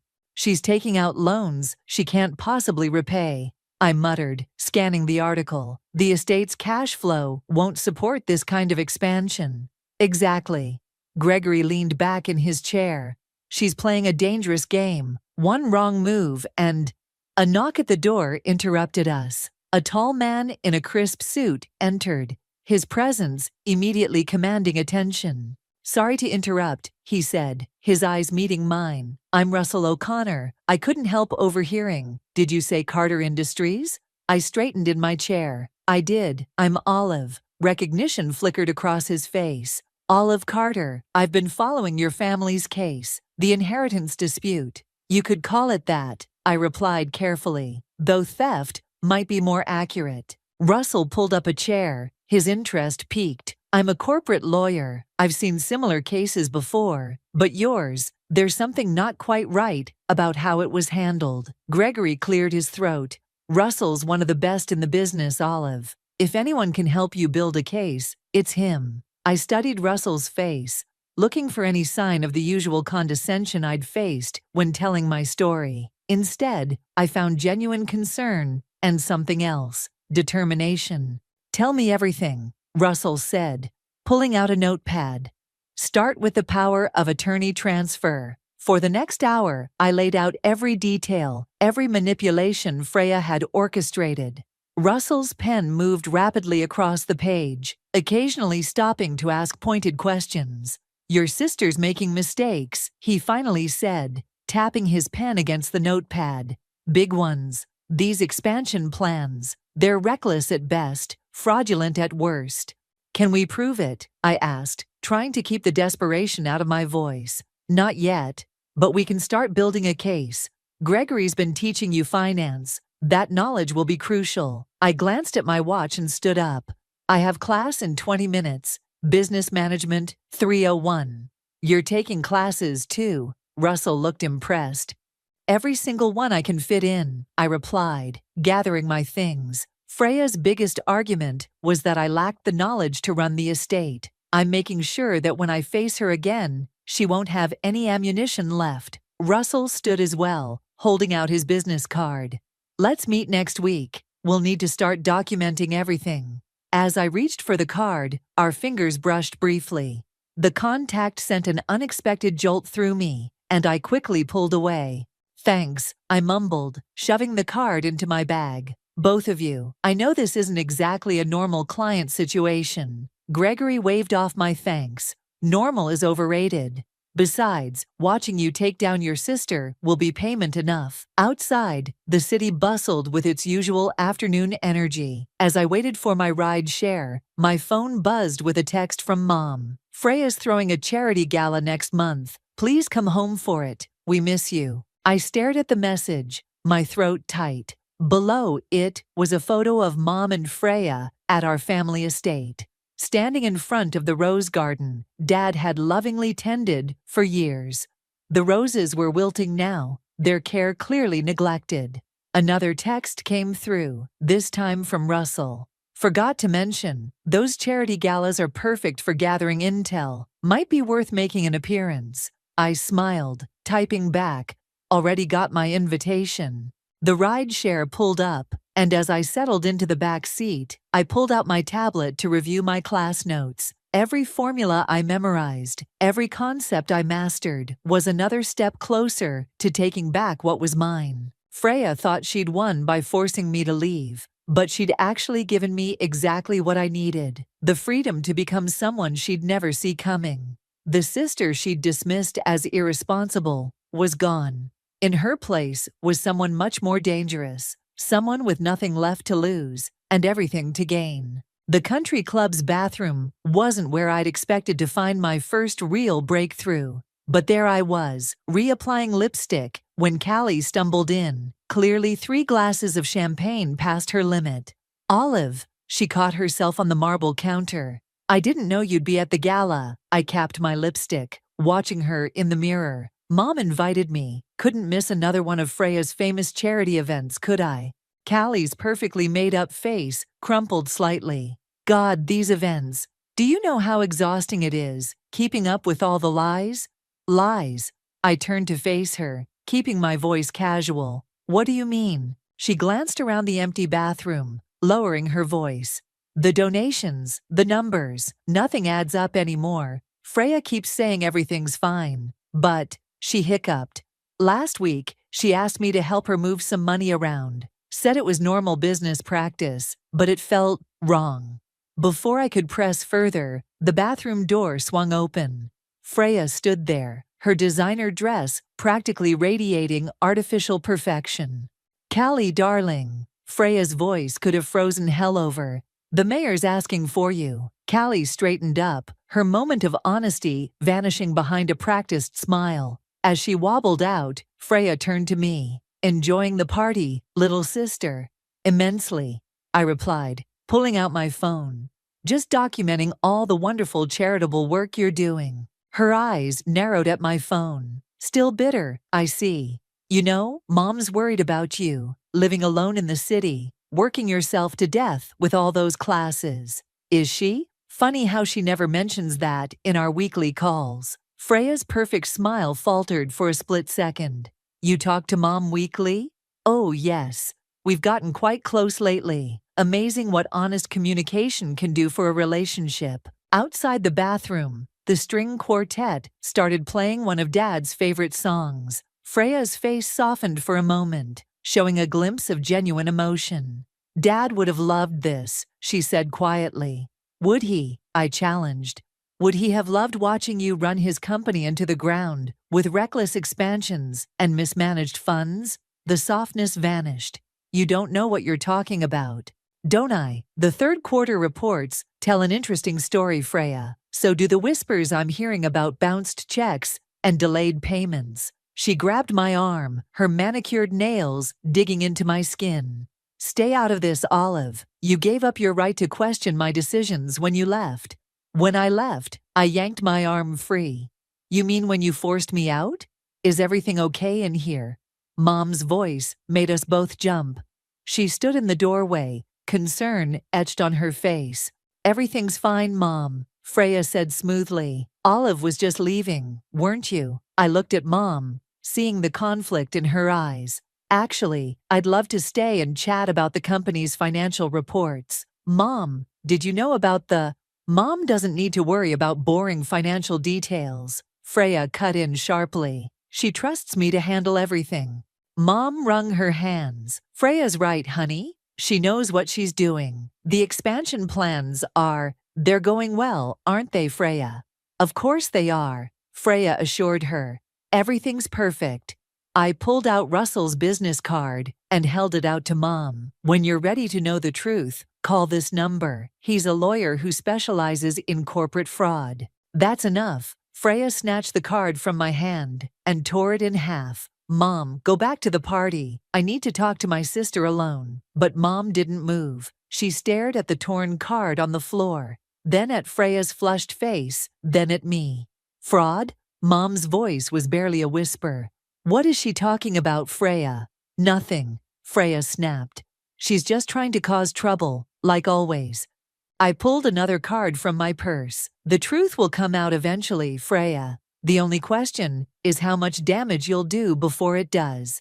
Leaving the card on the counter, I walked out of the bathroom, my heels clicking against the marble floor. Behind me, I heard Mom ask again, Freya, what is going on? My phone buzzed with a text from Russell. Got the documents you needed. Meet tomorrow? I smiled, typing back a quick yes as I made my way through the glittering crowd. Freya might have won the battle for Mom's trust months ago, but watching her perfect facade crack tonight told me everything I needed to know. The war was far from over, and her defenses were beginning to crumble. Russell's office was a maze of papers when I arrived the next morning. Gregory was already there, poring over financial statements with a furrowed brow. You're not going to believe what we found, Russell said, not even looking up from his computer.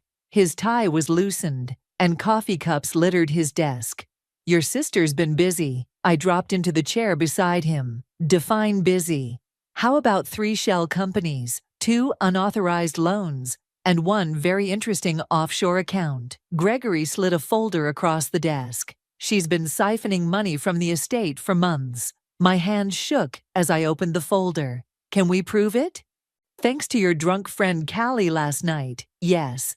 Russell finally looked up, dark circles under his eyes, suggesting he'd been here all night. Those transactions she mentioned, they left a trail, a messy one. Speaking of messy, Gregory interrupted, holding up his phone. Your sister just announced another expansion project. She's burning through capital like it's unlimited. I scanned the announcement on his phone. This is insane. She's going to bankrupt the company at this rate. That's not the worst part, Russell said, turning his screen toward me. Look at the fine print on these loan documents. As I read, my blood ran cold.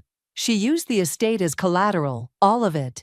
Everything, Russell confirmed. The house, the land, all of it. One default, and it's gone. But that's illegal, I protested. She needed my signature for that kind of decision. Russell's eyes lit up.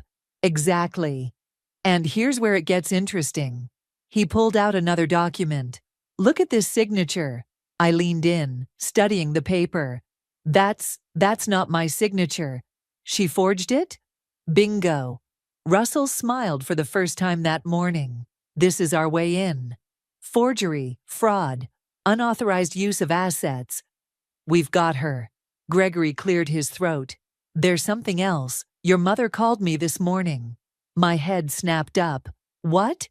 After last night, she started asking questions, real questions. She's worried, Olive, and she should be. My phone buzzed. A text from Freya. Family dinner tonight, non-negotiable. Don't make Mom more upset than you already have. Perfect timing, Russell said, reading over my shoulder. Go to dinner. Keep things civil. We need a few more days to get everything in order. Civil? I laughed bitterly. With Freya, think of it as reconnaissance, Gregory suggested. The more comfortable she feels, the more likely she is to slip up. That evening, I pulled up to our family estate. The gardens were even more neglected than before. Dad's beloved roses, almost completely dead now. Inside, the house felt different, colder somehow, despite the summer heat. Olive, Mom rushed to hug me. I'm so glad you came. Of course I came. I hugged her back, noticing how thin she felt. Where's Freya? In Dad's study. She practically lives in there now. I found Freya behind Dad's massive oak desk, surrounded by papers she hastily shoved into a drawer when I entered. Well, well, she said, leaning back. The prodigal sister returns. Cut the act, Freya. What's really going on with the company? She stood up, smoothing her skirt.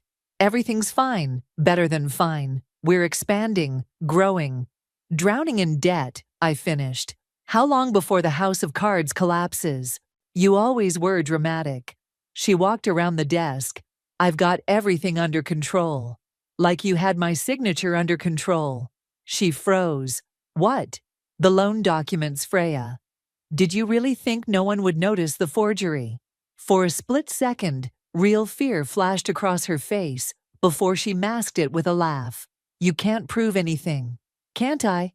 I pulled out my phone, showing her a photo of the document. Funny thing about forgery. It leaves traces. Dinner's ready, Mom called from downstairs. Freya gripped the desk, knuckles white. What do you want? I want what's mine, what Dad wanted me to have. You'll never prove anything, she hissed.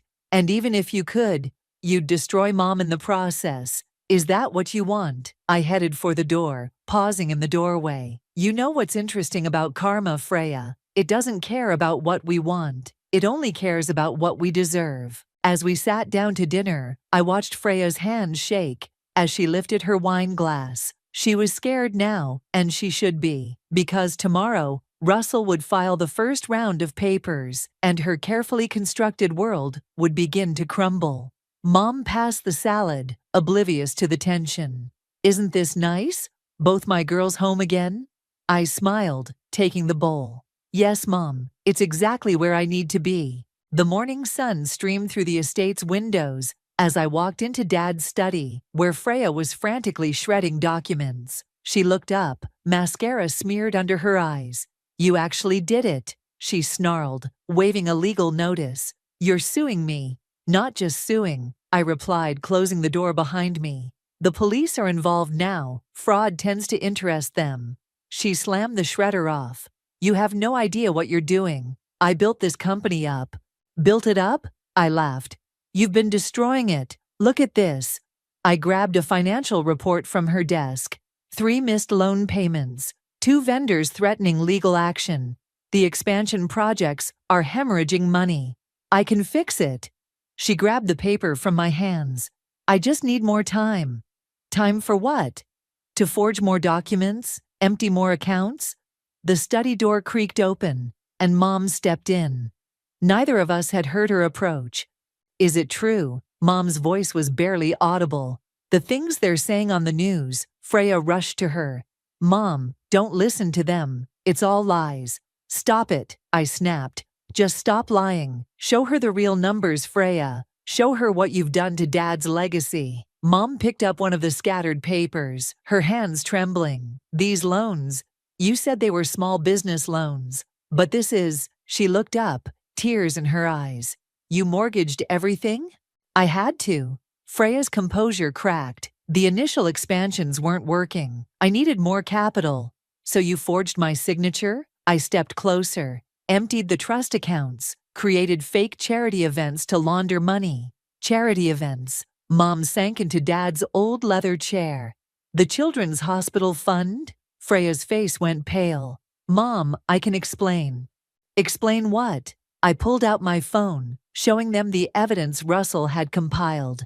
How you pocketed donations, how you've been living off stolen money while the company crumbles. I deserved it, Freya screamed, making us both jump. I was always the responsible one, the one who stayed. While you got to run around Europe, finding yourself, I was here, learning the business. Learning, I scoffed. You were schmoozing and playing politics. I actually studied finance, learned investment strategies. Girls, please. Mom's voice cracked. Your father, Dad would be ashamed, I said quietly. Of both of us. We should have worked together, Freya. That's what he wanted. Freya's laugh was hollow. Work together? You never wanted that. You just wanted your share without earning it. And what did you earn? I gestured around the study. The right to destroy everything he built? To steal from charities? To risk our family home? A knock at the door made us all turn. Russell stood there with 2 police officers. Ms. Freya. One officer stepped forward. We have some questions about certain financial discrepancies. Freya straightened her spine, her mask slipping back into place. My lawyers will handle any questions. Your lawyers dropped you this morning, Russell said, holding up his phone. Something about not wanting to be associated with fraud charges. Mom stood up suddenly. Wait, there must be something we can do. Some way to fix this without... It's too late, Mom, I said gently. The auditors are already here. The board members are calling for a full investigation. Freya's face contorted with rage. You planned this, all of it. The classes, the meetings with lawyers. You've been plotting against me this whole time. No, Freya, I've been preparing to save our family's company from you. The officers moved forward, but Freya held up a hand. Fine, you want the truth, here it is. She turned to Mom. I took everything, the money, the donations, all of it, because I could, because no one was watching, because perfect, responsible Freya would never do such things, right? Mom covered her mouth, stifling a sob. And you know what else? Freya continued, her voice rising hysterically. Dad knew. He knew I wasn't ready to run the company. That's why he left it to both of us. But I couldn't stand it. Couldn't stand sharing with perfect little Olive, who always got away with everything. Ma'am, one officer said firmly, we need you to come with us. As they led Freya out, she turned back one last time. I hope you're happy, little sister. You've destroyed this family. No, Freya, I replied, watching her go. You did that all by yourself. Mom and I stood in silence as Freya's heels clicked down the hallway, each step echoing through the house like a final countdown. The empire she'd built on lies was crumbling, but beneath the rubble, our family's true legacy remained. Now came the hard part, rebuilding everything she'd torn down. The boardroom felt like a war zone. Angry investors, concerned board members, and a team of forensic accountants all talked over each other while I stood at the head of the table, my father's old position. The total losses are approaching $8 million, one accountant announced, sliding reports across the table. And that's just what we've uncovered so far. How did no one notice? Demanded Mr. Patterson, our longest-serving board member. Where were the oversight committees? Callie, sitting in the corner, raised her hand timidly. Freya had us all submit false reports. She said it was standard practice for tax purposes. And you believed her? Someone scoffed. Enough, I cut in. Pointing fingers won't solve anything. We need solutions. Russell stood up, straightening his tie. We've managed to freeze the offshore accounts. Some funds can be recovered. The real issue is the expansion projects. They're bleeding us dry, Gregory added, pulling up a spreadsheet on the projector. We need to shut them down immediately. But the contracts, someone started, are void, Russell interrupted. They were signed under fraudulent circumstances. We can legally terminate them. The door burst open, and Mom walked in, looking more determined than I'd seen her in months. I've just come from the bank. I'm selling my vacation house to help cover the immediate debts. Mom, no, I protested. You don't have to. Yes, I do, she said firmly. I let this happen. I trusted blindly when I should have asked questions. Let me help fix it. Mr. Patterson cleared his throat. That's admirable, but it won't be enough. We need… Actually, Gregory interrupted. I have some investors interested in helping. They've worked with Olive in some of her recent projects. They're impressed with her financial acumen. I felt all eyes turn to me. The company can be saved, I said, pulling up my own presentation. But we need to act fast and be transparent about everything. For the next hour, I laid out my plan. Cost-cutting measures, restructuring proposals, and most importantly, a complete overhaul of our financial oversight systems. As I spoke, I could see the tension in the room slowly shifting to cautious hope. This could work, Mr. Patterson finally said, but we'll need someone we trust in charge, someone who understands both the business and the family legacy. Before anyone could respond, Callie stood up. I need to say something. Her voice shook. There's more, about Freya. The room fell silent. Callie swallowed hard. She didn't just take company money. She's been blackmailing people, board members, investors, anyone who questioned her. She has files. Where? I demanded. Hidden drive in her personal laptop, password protected. But she pulled out a USB drive. I made a copy, last week, before everything. Russell took the drive. This could help with the criminal case. And explain why nobody stopped her sooner, Gregory added. My phone buzzed. A text from the prison, where Freya was being held, awaiting bail. Your perfect plan worked. Happy now, but remember, little sister, I know secrets too, about everyone, including you. I showed the message to Russell, who smiled grimly. Empty threats. She's done. Mrs. Carter, Mr. Patterson turned to Mom. As majority shareholder, you need to officially appoint a new CEO. Mom stood up, her voice steady. I think we all know who it should be. She turned to me. Your father always said you had his head for business. I should have listened. I'll need help, I said, looking around the room. From all of you. No more secrets, no more hidden agendas. You've got it, Gregory nodded. Where do we start? First, we come clean to everyone. Employees, shareholders, the public. Then we start rebuilding, project by project. As the meeting wrapped up, Mom pulled me aside. I found this in your father's study. She handed me an old envelope. It's dated the week before he died. Inside was a letter, Dad's familiar handwriting slightly shaky.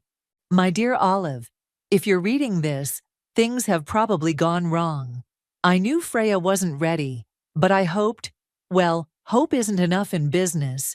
You have what it takes, the patience to learn, the wisdom to ask for help, and the strength to make hard decisions. The company is yours to save, if you choose to.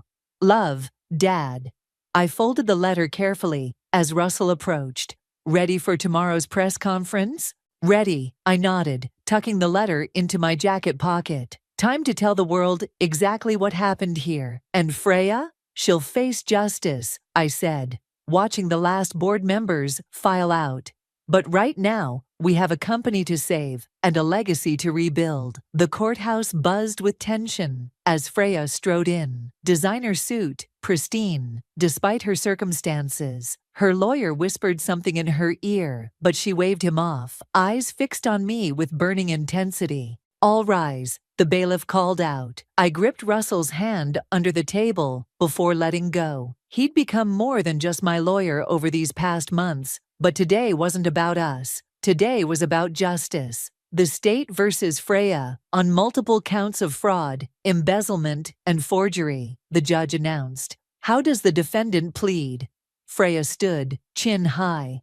Not guilty, Your Honor. The prosecutor, a sharp-eyed woman named Diana, approached the bench. Your Honor, the state will prove that the defendant systematically defrauded her family's company, embezzled charitable donations, and forged documents to cover her tracks. For hours, witness after witness took the stand. Callie, trembling but determined, detailed years of financial manipulation. Board members described Freya's threats and blackmail. Forensic accountants mapped out the complex web of fraud. Then it was my turn. Ms. Olive, Diana began. When did you first suspect your sister's activities? The day of our father's funeral, I replied, my voice steady. When she announced she was taking control of everything. Objection, Freya's lawyer called out. Relevance. Overruled, the judge said. Continue. I described the months of investigation, the discovery of forged documents, the offshore accounts. As I spoke, I watched Mom in the gallery, tears streaming down her face. And this document, Diana held up the loan agreement. Is this your signature? No, I said firmly. Freya forged it to secure loans, using our family estate as collateral. Freya's lawyer cross-examined me aggressively, trying to paint me as a jealous sister out for revenge. But the evidence was too strong, the paper trail too clear. Then, unexpectedly, Freya stood up. I want to speak, she announced. I want to tell the truth. Her lawyer tried to stop her, but she shrugged him off and walked to the stand. The court fell silent. You want the truth? Freya's voice was razor sharp. The truth is, I did everything they're saying. Every single thing. But you know what? I did it because I could. Because everyone was so busy praising perfect little Olive, they never noticed what I was capable of. Gasps echoed through the courtroom. Ms. Freya, the judge warned, you have the right to remain silent. I don't want to remain silent. She turned to face me directly. You think you've won? You think taking over the company makes you Dad's true heir? I took everything he built and turned it into my personal piggy bank. I destroyed his legacy, and that's something you can never undo. Order. The judge banged his gavel. Ms. Freya, return to your seat immediately. But Freya wasn't finished. You want to know the best part? Those charity events, the Children's Hospital Fund, all that money people donated to help sick kids. I spent it on vacations and designer clothes, and I'd do it again. The courtroom erupted in chaos. Mom collapsed into tears. Russell grabbed my hand as I started to rise, holding me back. Your Honor, Diana's voice cut through the noise. The state rests its case. The jury took less than 2 hours to reach a verdict. On all counts, the foreman announced, we find the defendant guilty. Freya stood stone-faced as the judge delivered her sentence. 15 years in prison, full restitution of stolen funds, and a lifetime ban from holding any corporate positions. As the bailiff led her away, she passed close to me. Congratulations, little sister. You've got everything you wanted. I hope you choke on it. No, Freya, I replied quietly. I never wanted this. I just wanted justice. Outside the courthouse, reporters swarmed us. Russell fielded their questions while Mom and I slipped away to a quiet corner. I should have seen it, Mom whispered. All those years, I should have known. We all should have, I said, hugging her. But now we can rebuild, together. Gregory appeared through the crowd. The board's waiting. They want to make your position as CEO permanent. I looked at Mom, who nodded encouragingly. Go, your father would be so proud. As we walked to the waiting car, Russell caught up with us. Dinner tonight? To celebrate. I smiled, feeling the weight of the past year finally lifting. Yes, but first, there's something I need to do. That evening, I stood in Dad's study, now my study, looking at his photograph on the wall. We did it, Dad. We saved your legacy. And I promise, I'll make it even stronger. The company would recover. The stolen money would be repaid. But more importantly, the truth had finally come out. Sometimes, karma doesn't just come for those who deserve it. It helps restore what was broken in the process. The autumn breeze rustled through Dad's rose garden, now restored to its former glory. I knelt beside the bushes, pruning shears in hand, just as he'd taught me. The quarterly reports are in, Russell called from the patio, tablet in hand. Profits are up 30%. The Children's Hospital Fund has been fully restored. And the expansion projects, I asked, snipping a wayward branch, all stabilized. Gregory's oversight team is keeping everything on track. The back door opened, and Mom emerged, carrying a tray of lemonade. She looked younger somehow. The weight of secrets finally lifted from her shoulders. Mail came, she said, handing me an envelope. From the prison. I recognized Freya's handwriting immediately. Unlike her previous letters, full of threats and accusations, this one felt different, lighter somehow. Dear Olive, I read aloud. I've had time to think in here. Too much time, probably. Yesterday, they let me watch the news coverage of the company's recovery. You did what I never could. You made it better, stronger. Dad would have. I paused, swallowing hard. Dad would have been proud. Russell sat beside me on the garden bench. Are you going to respond? I don't know, I admitted, folding the letter. Some wounds take longer to heal. Speaking of healing, Mom interjected with a knowing smile. Russell, are you staying for dinner? I'm making your favorite pot roast. He squeezed my hand. Wouldn't miss it. The sound of car tires on gravel drew our attention. Callie emerged from her vehicle, clutching a stack of papers. The last of the restitution paperwork, she announced, joining us in the garden. Every penny has been accounted for and returned to the charities. Thank you, Callie, I said sincerely, for everything. She shook her head. I should have spoken up sooner, but watching you rebuild everything, doing it the right way, it's taught me something about courage. Speaking of courage, Russell cleared his throat, suddenly looking nervous. There's something I've been meaning to ask you, Olive. Before he could continue, Gregory's car pulled up. He practically ran to the garden, waving a document. The board just unanimously approved your proposal, he exclaimed. The Scholarship Foundation for Business Ethics. They love it. I smiled, thinking of Dad. The Redemption Scholarship. For students who understand that success isn't just about profit margins. Your father would have loved that name, Mom said softly, wiping a tear. Actually, I stood up, addressing everyone. There's something else we need to discuss. I've been thinking about the company's future. Russell raised an eyebrow. More changes. More like evolution. We're not just going to be about business anymore. I want to create a mentorship program, helping young entrepreneurs learn ethical business practices. Show them that success and integrity aren't mutually exclusive. That's brilliant, Gregory nodded. A way to prevent another Freya situation. And speaking of prevention, Russell finally managed to pull out a small velvet box from his pocket. I was wondering if you'd be interested in a different kind of partnership. The garden fell silent. Mom's hands flew to her mouth. Callie squealed. Really? I laughed. You're doing this now, in the middle of a business discussion. Well, he grinned. You're always saying we should merge our assets. Oh my God, that was terrible, I groaned. But I was smiling. Yes, of course, yes. As Russell slipped the ring on my finger, I caught sight of Dad's roses, swaying in the breeze. They were blooming again, stronger than ever. So, Gregory cleared his throat, clearly emotional but trying to hide it, about that mentorship program. Right. I straightened up, still grinning. Let's go inside and discuss it. Mom's pot roast is waiting, and we've got work to do. As everyone headed inside, I lingered in the garden for a moment. The estate felt alive again, filled with purpose and hope. Freya's letter crinkled in my pocket, a reminder of how far we'd come and how far we still could go.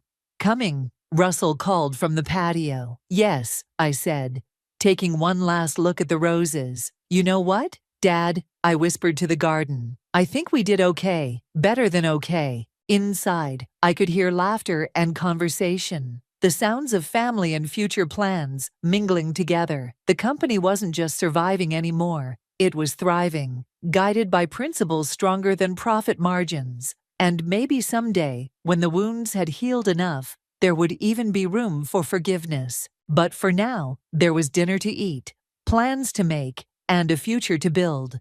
The right way this time. After all, isn't that what karma is really about? Not just punishment, but restoration. Making things right again, one choice at a time. The text message from Mom felt like a punch to the gut. We need to talk. Family meeting tonight. Important news about the house. I'm Zoe, and that message marked the beginning of the end of everything I thought I knew about family loyalty. Standing in my childhood home's kitchen 12 hours later, I wished I'd never shown up. We're selling the house, Dad announced, his voice steady as if he were discussing the weather. Caesar has an amazing business opportunity, and we're going to help him make it happen. The wooden spoon I'd been clutching, the same one I'd used to help Mom bake countless birthday cakes, clattered to the floor. "You're what?" Caesar leaned against the doorframe, that familiar smirk playing on his lips. "It's a game changer, sis. Premium coffee shops across the city. We're talking artisanal blends, prime locations." "Stop," I held up my hand. "You're selling our home, the house we grew up in, for coffee shops?" Mom stepped forward, her hands twisting her wedding ring like she always did when nervous. "Honey, we've discussed this thoroughly. Caesar has a solid business plan." "Solid?" I laughed, but it came out more like a sob. "Like the food truck venture last year? Or the cryptocurrency investment that emptied his savings?" "That's not fair," Caesar pushed off the doorframe. "This is different. I've got investors lined up." "Who? The same guys who convinced you to sink 20 grand into that bogus real estate scheme?" "Zoe," Dad's voice carried that warning tone I remembered from childhood. "Your brother has matured. We believe in his vision." I turned to the window, staring at the maple tree I'd climbed countless times. The treehouse Dad built us still clung to its branches, weathered but standing. "What about my room, my dark room? All those photographs I've been storing here?" "We'll help you move everything," Mom offered quickly. "You can store them at your apartment." "My apartment that's barely big enough for me?" I spun around. "This house isn't just property, it's our history. The marks on the wall showing how tall we grew, the dent in the living room where Caesar crashed his skateboard, the garden where we buried Rusty." "It's just a house," Caesar said dismissively. "We need to think about the future, not cling to the past." Something snapped inside me. Just a house? This is where we learned to ride bikes, where we had every Christmas morning, where we held each other after Grandma died. But sure, let's trade all that for your latest get-rich-quick scheme. "Zoe," Mom reached for my arm, but I pulled away. "How much?" I demanded. "How much are you selling it for?" Dad cleared his throat. "The offer is $450. "I'll buy it," I said instantly. "I have savings. I can get a loan." "We've already accepted their offer," Dad cut me off. "The papers are signed." The room spun slightly. "You didn't even give me a chance? Your own daughter?" "Honey," Mom's voice cracked. "We didn't think—" "No, you didn't think. Not about me, anyway." I grabbed my purse from the counter. "When do the new owners take possession?" 30 days, Dad answered quietly. I nodded, fighting back tears. Perfect. Just enough time to watch another piece of my life get sacrificed for Caesar's dreams. "Don't be dramatic," Caesar rolled his eyes. "I'll make it up to you. When the business takes off—" "Save it," I snapped. "I don't want your promises or your overpriced coffee. I want my home." "Zoe, please," Mom called as I headed for the door. "Don't leave like this." I paused at the threshold, my hand on the doorknob. "You know what hurts the most? You didn't even ask me. Didn't consider how this would affect me. It's always been about Caesar, his needs, his dreams, his mistakes. Well, congratulations. You finally managed to sell the last piece of my childhood to fund another one of his fantasies." "That's not fair," Caesar protested. "Life's not fair," I replied, meeting his eyes. "But don't worry, big brother. I'm sure this time will be different. This time your brilliant plan will work out perfectly. And if it doesn't, well, there's always Mom and Dad's retirement fund to fall back on, right?" I walked out before they could respond, slamming the door behind me. In my car, I gripped the steering wheel until my knuckles turned white, fighting the urge to scream or cry or both. Through the windshield, I could see the house next door, old Mrs. Patterson's place. The for sale sign had gone up last week.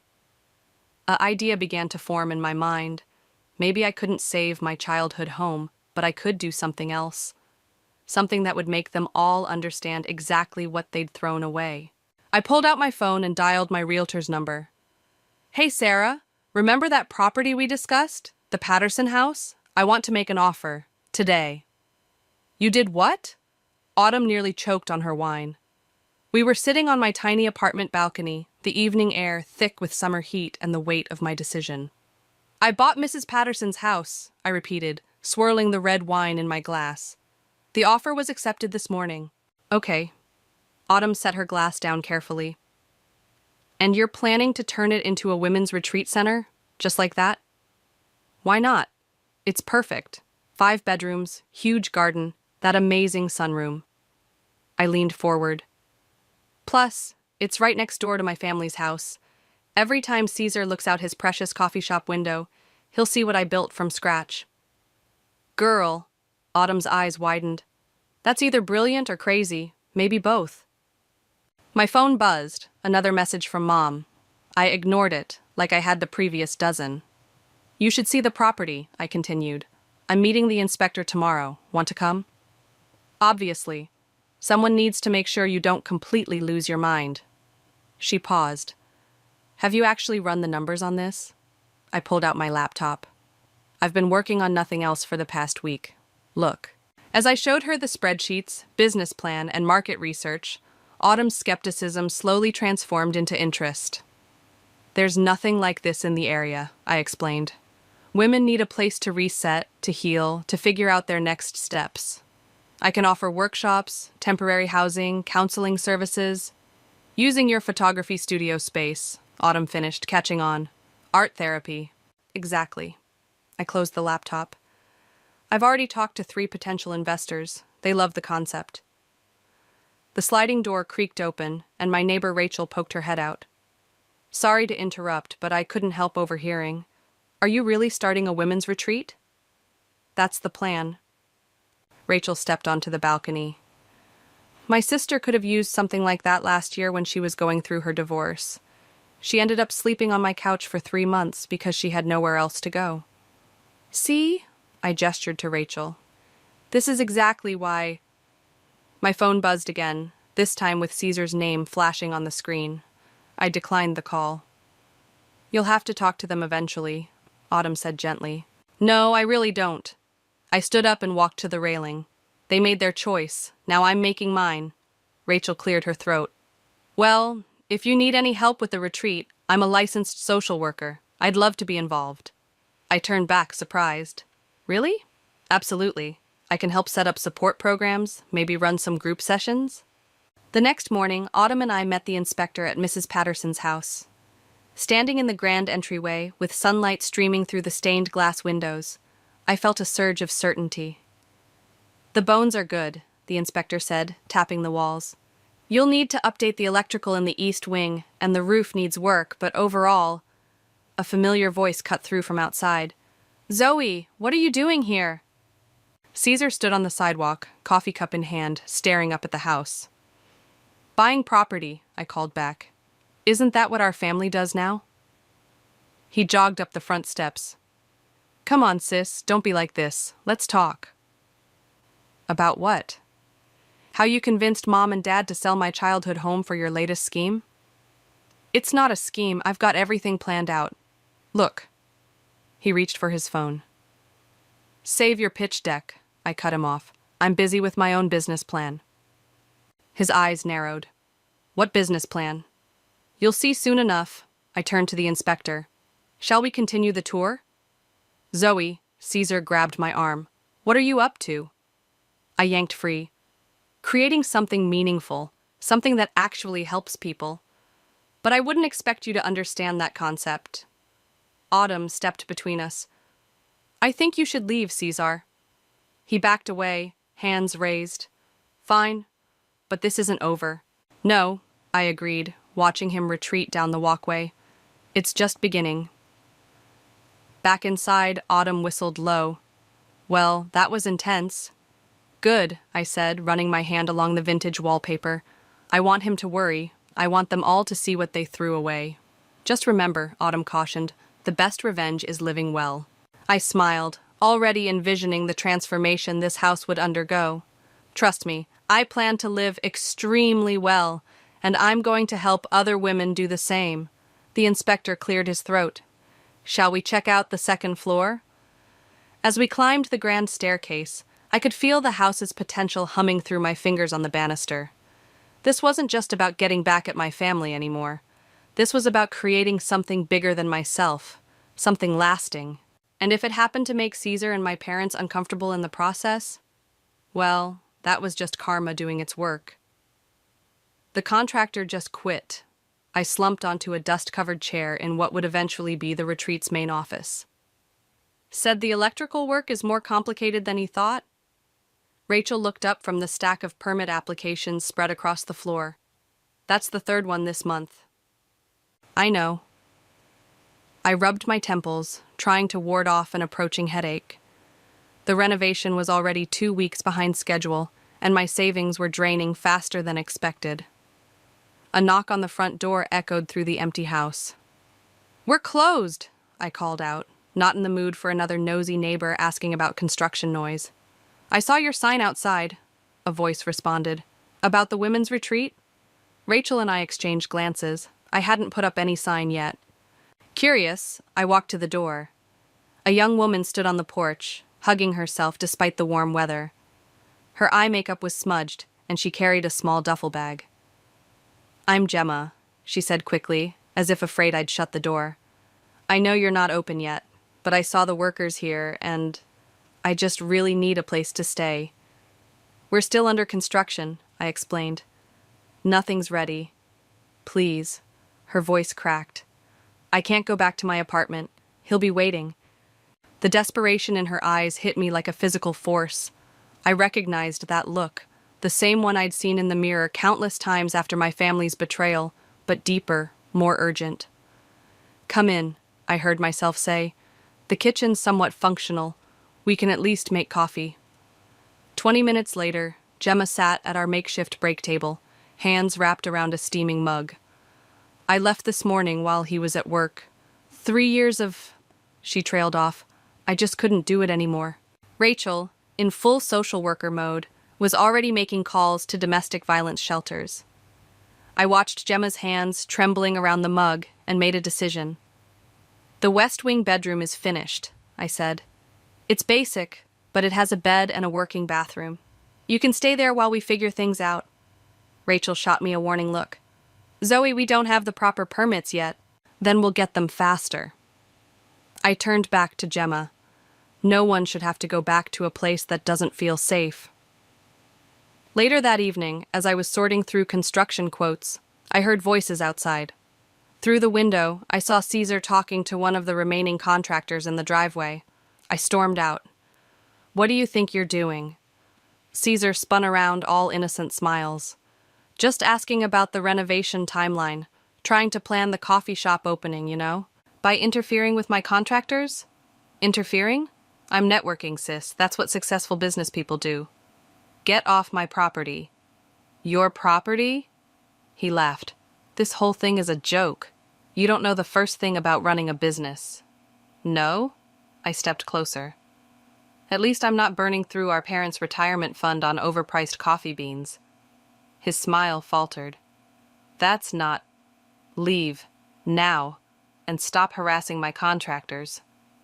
After he left, the contractor approached me awkwardly. "Look, maybe this job is more than we can handle. I'll pay you 15% above your quote," I said quickly. "Just please don't quit." He hesitated, then nodded. "Deal. But your brother mentioned some potential zoning issues." "I'll handle the zoning." I was already dialing Rachel's number as I walked back inside. I found Gemma in the kitchen, organizing our meager supply of dishes. "You don't have to do that," I said. "I want to help." She placed a mug in the cabinet. "This place, what you're doing here, It matters? My brother doesn't think so. I saw him outside. Gemma's voice hardened. Men like that, they can't stand seeing women build something without them. I looked at her sharply. You heard our conversation? She nodded. Reminded me of my ex. Always trying to tear down anything I was proud of. Something clicked in my mind. Would you be interested in a job? We need someone to coordinate with contractors, manage supplies. Really? Her eyes lit up. But I don't have experience. You have perspective. That's worth more. That night, reviewing budget spreadsheets in my apartment, I realized Gemma's arrival had shifted something. This wasn't just about getting back at my family anymore. It was about creating a space where women like Gemma could rebuild their lives. My phone buzzed with a text from Mom. Please call us. We're worried about you. I typed back, don't be. I'm finally building something that matters. Then I turned back to my spreadsheets, determination renewed. Let Caesar try his sabotage. He had no idea how strong women could be when they stood together. There's a zoning board meeting tomorrow, Mom announced, appearing at my construction site unannounced. Your father and I will be there to support Caesar's permit application. I kept hammering, pretending the nail I was driving into the new bookshelf was my frustration. Of course you will. Zoe, please. This feud has to end. She stepped closer, dodging a pile of lumber. We're still family. Family? The hammer slipped, nearly catching my thumb. Is that what you call selling my childhood home without even consulting me? The coffee shop will be amazing. Caesar's really thought it through this time. Mrs. Foster? Gemma appeared in the doorway. The inspector's here for the electrical certification. Mom's eyes narrowed. You already have people staying here? Without proper permits? She works here, I said firmly, and our permits are in order. Are they? She pulled out her phone. Because Caesar mentioned some concerns about... Stop. I set the hammer down hard. Just stop. Caesar's concerns are nothing but attempts to sabotage my project because he's worried about competition. Competition? This is a women's shelter. It's a retreat center, I corrected. And yes, competition. Because while he's selling overpriced lattes, I'll be actually helping people rebuild their lives. The inspector appeared behind Gemma, clipboard in hand. Mom took the hint and left, but not before saying, We'll see you at the zoning meeting.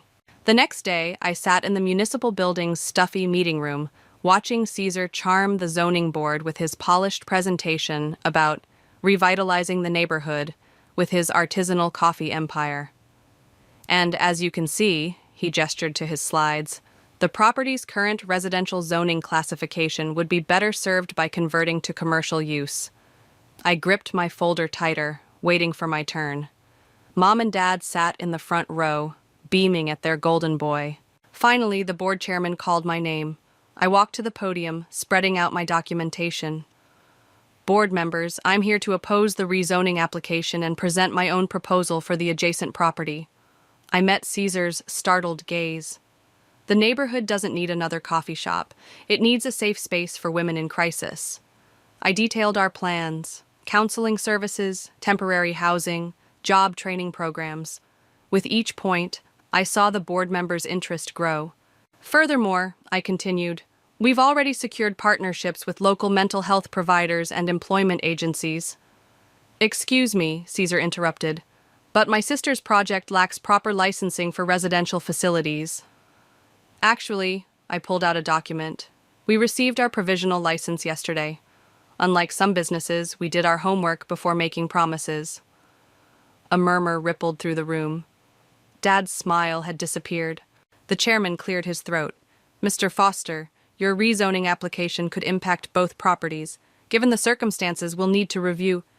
This is ridiculous! Caesar stood up. She's only doing this to spite me. Spite? I laughed. You really think everything revolves around you, don't you? Children, please. Mom started to rise. No, Mom. Let him speak. I turned to Caesar. Tell everyone how you convinced our parents to sell our home for your latest get-rich-quick scheme. Tell them about the contractors you tried to poach, the rumors you've been spreading about our permits. I was protecting our family's investment. Caesar's face reddened. This neighborhood needs upgrading. not some depressing shelter. "It's not depressing," a voice called from the back. Gemma stood up, shoulders straight. "It's hope. When I left my abusive ex, Zoe's retreat gave me a chance to start over. How many lattes can do that?" Silence fell over the room. The chairman cleared his throat again. "Given the complexity of these proposals, we'll need time to review both applications. Meeting adjourned." Outside, Dad caught up to me. "Zoe, this vendetta has gone too far." "Vendetta?" I shook my head. "Look around, Dad. See those women?" I pointed to where Gemma stood with 2 other retreat residents. "They're why I'm doing this. Not everything is about Caesar." "But the family made its choice." I stepped back. "Now I'm making mine. And unlike Caesar's coffee shop dreams, I'm actually helping people." Mom appeared at his side. "Honey, please, save it." I turned away. "I'll see you at the next meeting. Bring your checkbook. Caesar might need more startup capital when this falls through." Walking to my car, I heard Gemma call out, "That was amazing!" I managed a smile, but my hands were shaking. Standing up to my family had cost more than I'd expected, but seeing their faces when Gemma spoke, that made it worth it. My phone buzzed with a text from Autumn. "How'd it go?" I typed back, "War declared, battle lines drawn, but we're winning." Because this wasn't just about zoning anymore. This was about proving that sometimes the best revenge isn't just living well, it's living purposefully. "Smile." The photographer from the local newspaper adjusted her camera. "One more with the whole group." 3 months after the zoning battle, our retreat center was officially open. 20 women, including Gemma, gathered on the front steps. The renovated Victorian house gleamed behind us, its fresh paint and new sign catching the morning sun. "This is surreal," Rachel whispered beside me. "We're actually trending on social media." The article about our opening had gone viral overnight. "Local woman transforms family drama into haven for abuse survivors." The headline alone had brought in dozens of inquiries. "Ms. Foster?" A reporter raised his hand. "Your brother's coffee shop opens next door next week. Any comments?"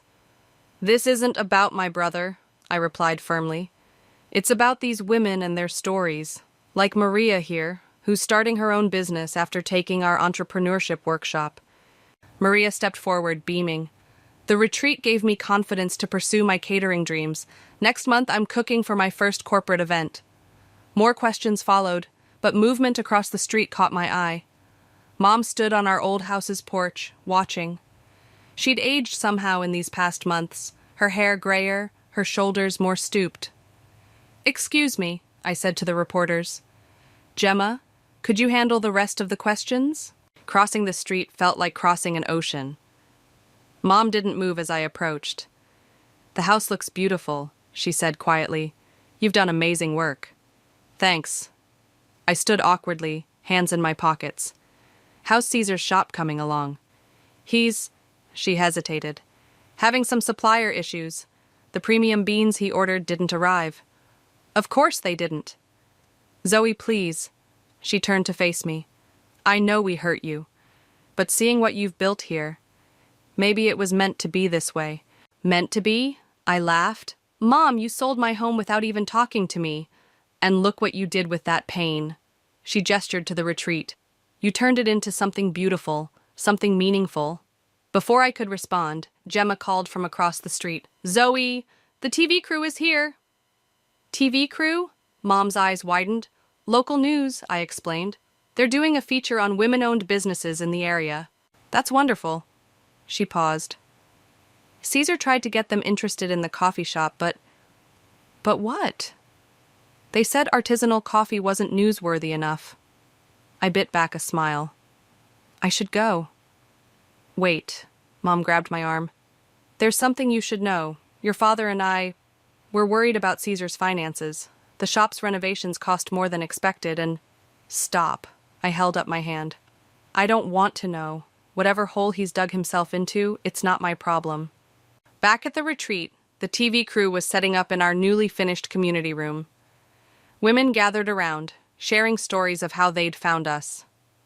"The photography classes helped me see beauty again," one said into the microphone. "I learned to trust myself here," added another. Gemma, now our official program coordinator, organized everyone for the segment. Zoe, they want to interview you last. Something about saving the best for final cut. The reporter, a sharp-eyed woman named Diana, sat across from me. Your story is compelling, she said. Converting family conflict into community support. Mind if we dig deeper? Actually, I do. I straightened my shoulders. The conflict that led me here isn't the story. These women are. Their resilience, their courage to start over. That's what matters. Diana smiled. Even better. Tell me about them. For the next hour, I shared our success stories. The domestic violence survivor who became a counselor. The divorced mother who started her own online business. The elderly woman who found community after losing her husband. One last question, Diana said. Your brother's coffee shop opens next door soon. Any message for him? I looked out the window at our old house, at Mom still standing on the porch. Just this. Sometimes losing what you thought you needed leads you to what you were meant to do all along. After the crews left, Gemma brought me coffee, not from an artisanal shop, but our simple kitchen machine. The waiting list is up to 30 women now, she said. We might need to think about expanding. Expanding? I nearly choked on my coffee. The property 2 doors down just went up for sale. Her eyes sparkled. Just saying. I watched the sunset paint our retreat in golden light, thinking about Mom's words. Maybe she was right. Maybe this was meant to be. My phone buzzed, a text from Autumn. Just saw the news crew. You're going to be famous. I typed back, not me, the retreat, the women, their stories. Because that's what mattered now. Not revenge, not family drama, but the lives we were helping rebuild, one day at a time. Though I had to admit, the fact that we were thriving while Caesar struggled did feel a little like karma. The pounding on my door at 2 a.m. could only mean trouble. I opened it to find Dad, looking older than I'd ever seen him. Caesar's in trouble, he said without preamble. Big trouble. When isn't he? I started to close the door, but Dad's next words froze me. He used the coffee shop as collateral for a loan, a high-interest loan from people you don't want to owe money to. Of course he did. I leaned against the doorframe. How much? 200,000. The number hit like a physical blow. Tell me you and Mom didn't co-sign. His silence was answer enough. Jesus, Dad. I ran my hands through my hair. The house money wasn't enough? You had to risk everything else too? He had a plan. He always has a plan. I was shouting now, not caring about my neighbors. And you always fall for it. The suppliers backed out, Dad continued. The equipment costs doubled. He got desperate. And now what? You want me to help clean up his mess? Again? A text lit up my phone. Gemma. Emergency at the retreat. Pipe burst in the east wing. I have to go, I told Dad. Real problems to solve. Zoe, please. These aren't nice people he borrowed from. They're coming tomorrow for their first payment. Then he better start brewing a lot of coffee. At the retreat, water was pouring through the ceiling. Gemma and 3 residents were already moving furniture, while Rachel coordinated with an emergency plumber on the phone. Second floor bathroom, Gemma explained, handing me a bucket. The plumber's on his way. We worked through the night, salvaging what we could. By dawn, the leak was fixed, but the damage was extensive. Insurance should cover it, Rachel said, surveying the wet walls. But we'll need to relocate the women in those rooms temporarily. My phone hadn't stopped buzzing. Calls from Mom, texts from Dad. Finally, one from Caesar. I screwed up. Bad. Please help. Everything okay? Gemma asked, noticing my expression. Family drama. I showed her the text. Caesar got involved with loan sharks. Shit. She whistled low. What are you going to do? Nothing. He made his bed. Zoe! Mom's voice rang through the retreat's front hall. She hurried in, mascara streaked down her face. They're at the coffee shop, right now. They're taking everything. I followed her next door. Through the coffee shop's windows, I could see men in dark suits removing equipment while Caesar argued frantically. You can't do this, he was saying as we entered. I just need more time. Time's up, one of the men said calmly. Should have read the contract better. I'll call the police, Mom threatened. Go ahead. The man smiled. Show them the loan documents you all signed. I watched my brother's dream being dismantled piece by piece. Part of me felt satisfaction, karma finally catching up. But another part remembered the little boy who used to protect me from playground bullies. "Wait," I heard myself say. "What would it take to stop this, right now?" The man turned. "First payment's 50 grand. Due now." "I can have it in an hour," I said, "if you leave the equipment." Everyone stared at me. "Sis," Cesar's voice cracked, "you don't have to—" "Shut up," I turned to the man. "Deal?" He nodded. 1 hour. At the bank, withdrawing nearly half my emergency fund, Cesar wouldn't look at me. "This is a loan," I said firmly, "with real paperwork and legal terms. You'll pay me back every cent." "I know." He swallowed hard. "I don't deserve—" "No, you don't. But Mom and Dad don't deserve to lose everything because of you, again." "The coffee shop's failing anyway," he admitted. "Even with all the equipment, I can't compete with the chains."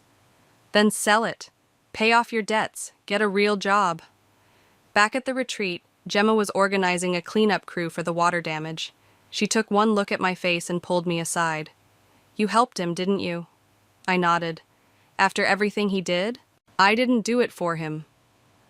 I watched the women working together, supporting each other. "I did it because that's what we're about here, helping people find better ways forward, even if those people sometimes don't deserve it." "You're a better person than me," Gemma said. "No," I smiled tiredly. "Just finally learning the difference between revenge and redemption." My phone buzzed, a message from Mom.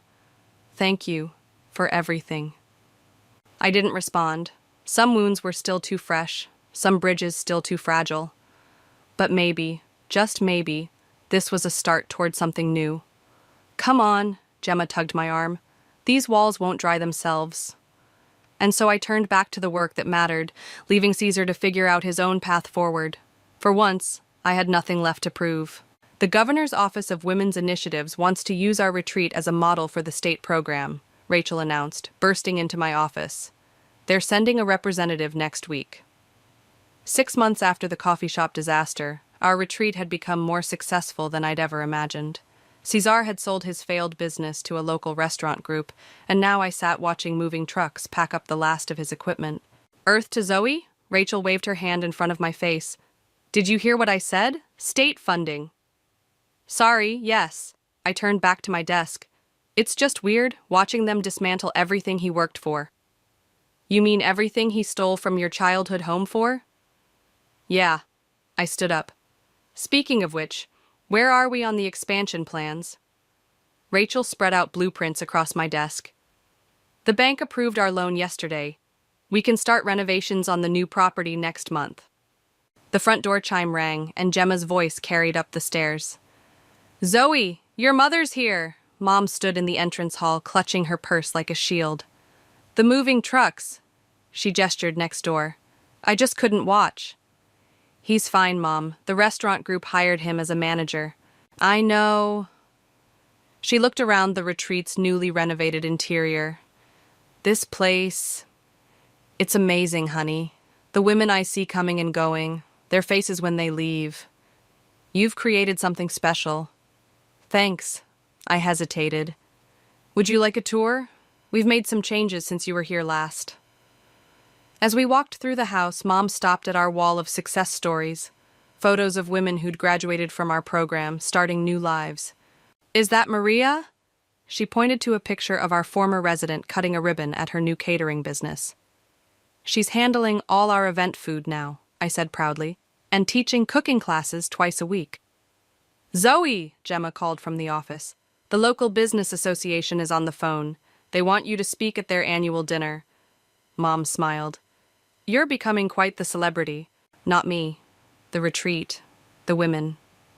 I paused at the window overlooking our garden, where residents were tending the vegetable beds. Everything that happened, losing the house, Caesar's schemes, it led to this, to helping people find their strength. "I'm sorry," Mom said suddenly, "for not seeing it sooner. Your father and I, we were so focused on helping Caesar that we couldn't see how much we were hurting you." "Mom." "No, let me finish. She touched my arm. Watching you build this place, seeing the lives you're changing, you're the strong one. You always were. The front door chimed again. Caesar walked in, looking different in his restaurant manager uniform. "Hey," he said awkwardly. "Last of the equipment's gone." He pulled an envelope from his pocket. "First payment, as promised." I took the envelope. "You're really doing it? Working a regular job?" "Turns out I'm pretty good at managing other people's businesses." He attempted a smile. "Better than running my own anyway." "Caesar's been volunteering with our job training program," Gemma added, appearing with a stack of files. "Teaching business basics, what not to do." "Really?" I looked at my brother with new eyes. "Figured I owed you more than just money." He shrugged. "These women, their stories, it puts things in perspective, you know?" The doorbell chimed once more. Diana, the TV reporter, strode in with a camera crew. "Ready for the follow-up piece?" she asked. "The local success story expands statewide angle is gold." "Actually," I said, "I have a better story. About redemption, family, and finding purpose in unexpected places." I looked at Mom and Caesar. "Would you like to be part of it?" The resulting segment went viral faster than the first. Family Feud transforms into community victory became our new narrative. Footage of Caesar teaching business classes, Mom organizing fundraisers, and our expanding programs painted a picture of healing that resonated far beyond our local community. That evening, standing in the garden with Autumn, I watched the sunset paint the old Victorian in golden light. "Did you ever imagine this?" she asked. "When you first bought the place?" "Never." I smiled as a group of residents walked past, laughing together. I wanted revenge. Instead, I found purpose.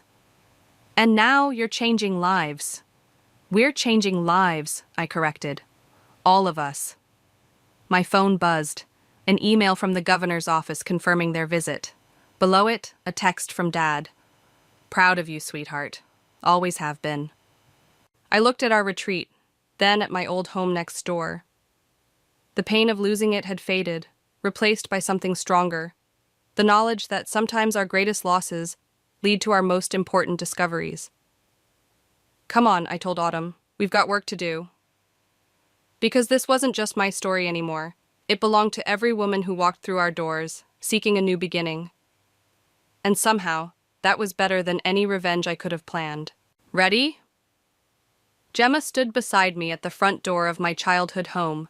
Through the window, I could see my family gathered in the living room. Not really. I gripped the small box in my hands tighter. But it's time. Inside, Mom was arranging cookies on a plate while Dad and Caesar hung a congratulations banner. The governor's award for community excellence sat on the mantel, right where my childhood photos used to be. "There's our woman of the hour," Dad called out. "The banner's crooked," I said, trying to steady my voice. "Some things never change," Mom laughed. "Remember when we hung your graduation banner?" "I remember." I set the box on the coffee table. "That's actually why I wanted everyone here today." Autumn slipped in behind us, camera ready. She'd been documenting the retreat's journey from the start. "Before we celebrate the award," I began, "I need to return something." I opened the box, revealing a stack of old photographs. "These are all the pictures I took from the house before you sold it. I've been holding on to them like weapons." Caesar shifted uncomfortably. "Sis." "Let me finish." I pulled out the first photo. All of us at the beach, much younger, much happier. "I've been so angry about losing this house that I forgot what made it special wasn't the building. It was us, even when we were mess." Mom wiped her eyes. "We were quite a mess, weren't we?" "Still are," I smiled. "But different now."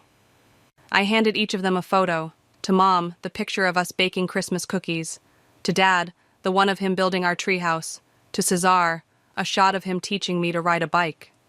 "The retreat taught me something," I continued. "Healing doesn't mean forgetting. It means building something new from what's left." "Speaking of building," Gemma interjected, right on cue.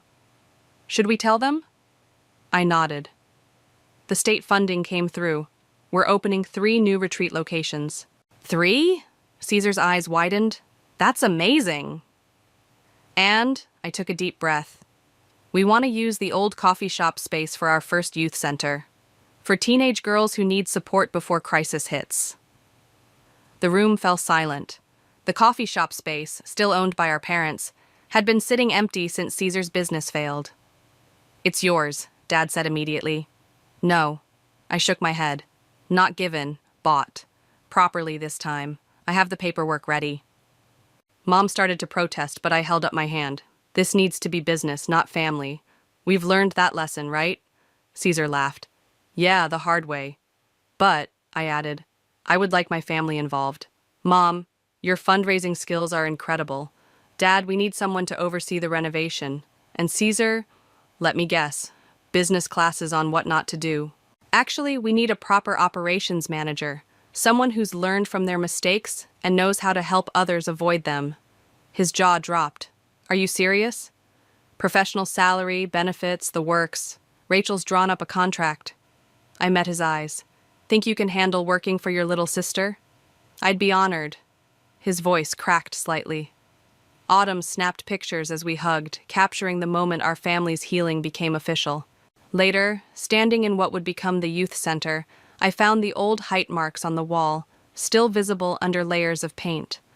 My fingers traced the notches, Caesar's growth spurts, my steady climb. "Keep them," Mom said behind me. "Let the girls add their own marks. Show them how growth happens slowly, but it happens." "Like us?" She hugged me. "Like us." Outside, the retreat's lights glowed warmly in the dusk.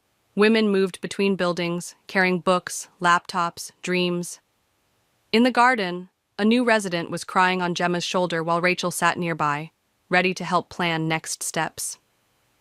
"You did it," Autumn said, reviewing her photos. "You turned pain into purpose." "We did it," I corrected. "All of us." My phone buzzed. Another girl seeking shelter. Another story waiting to be rewritten. As I read the message, I realized something. The house I'd fought so hard to save had given me something far more valuable than memories. It had given me a mission. "Ready to change another life?" Gemma called out. "Always," I replied, heading back to the retreat. Behind me, my family began planning the youth center renovation, their voices mixing with the sounds of women rebuilding their lives. This wasn't the revenge I'd planned. It was better. Because sometimes the best way to heal old wounds isn't to get even, but to get better. To build something so beautiful from the ashes of what was lost that even those who hurt you want to be part of it. And that's a victory sweeter than any revenge could ever be. The last person to call me worthless was my father's brother, and he said it at Dad's funeral of all places. Standing there in his perfectly pressed suit, lips curled into a sneer as he looked down at me like I was something stuck to his shoe. My name is Audrey, and I'm 22 years old. Today, I buried my father, the last person who truly loved me in this world. Or so I thought. "Such a shame about James," Uncle Matthew's wife Hazel simpered, patting my hand with her bony fingers. "But, dear, you really can't expect to stay in that big house all alone. You're far too young to manage it." I pulled my hand away, watching the last of the mourners file out of the cemetery. The autumn wind whipped dead leaves around our feet and dark clouds threatened rain. Perfect funeral weather. "The house is my home," I said quietly. "I'm not going anywhere." Matthew's face reddened. "That house belongs to the family. Your father had no right." "Your father was terrible with money," Hazel cut in, her voice honey-sweet poison. "The estate needs proper management, adult management." I stood my ground. "I've lived there my whole life. I helped Dad manage it for years." "You're just like your mother," Matthew spat. "Entitled, grasping. You think you can waltz in and take what belongs to me?" "Matthew," Hazel warned, glancing around to see if anyone was within earshot. "No, she needs to hear this." He grabbed my arm, fingers digging in. "You're worthless, just like your mother was. Pack your things and be out by tomorrow, or I'll have you removed." I yanked free, stumbling backward. "You can't do that." "Watch me." He smiled, all teeth. "Your father's dead." Who's going to stop me? I fled to my car, tears burning my eyes. But I didn't drive home right away. Instead, I went to the bank, where I had something to collect from my father's safety deposit box. That night, after hours of searching through Dad's study, I found what I needed in the old wall cult, safe behind his favourite painting. My hands trembled as I read the deed and the letter that came with it. My dear granddaughter Audrey, if you're reading this, both your father and I are gone. I knew this day might come, which is why I took precautions. The estate is yours, legally and rightfully. Don't let anyone tell you different. But be careful. There are secrets in this family, darker than you know. Your mother's death wasn't what they claimed. Trust Sophie. She knows. Love, Grandfather Eduardo. I read it 3 times, my heart pounding. Then I heard voices in the foyer.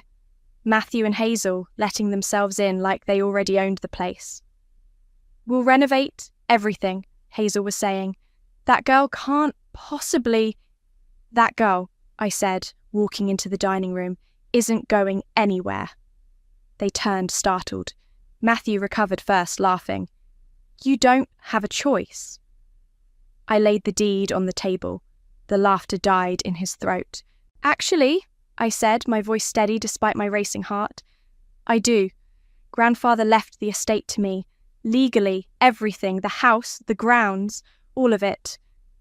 Hazel snatched up the paper, her face going pale as she read. This isn't possible, she whispered. Get out of my house, I said quietly. Both of you.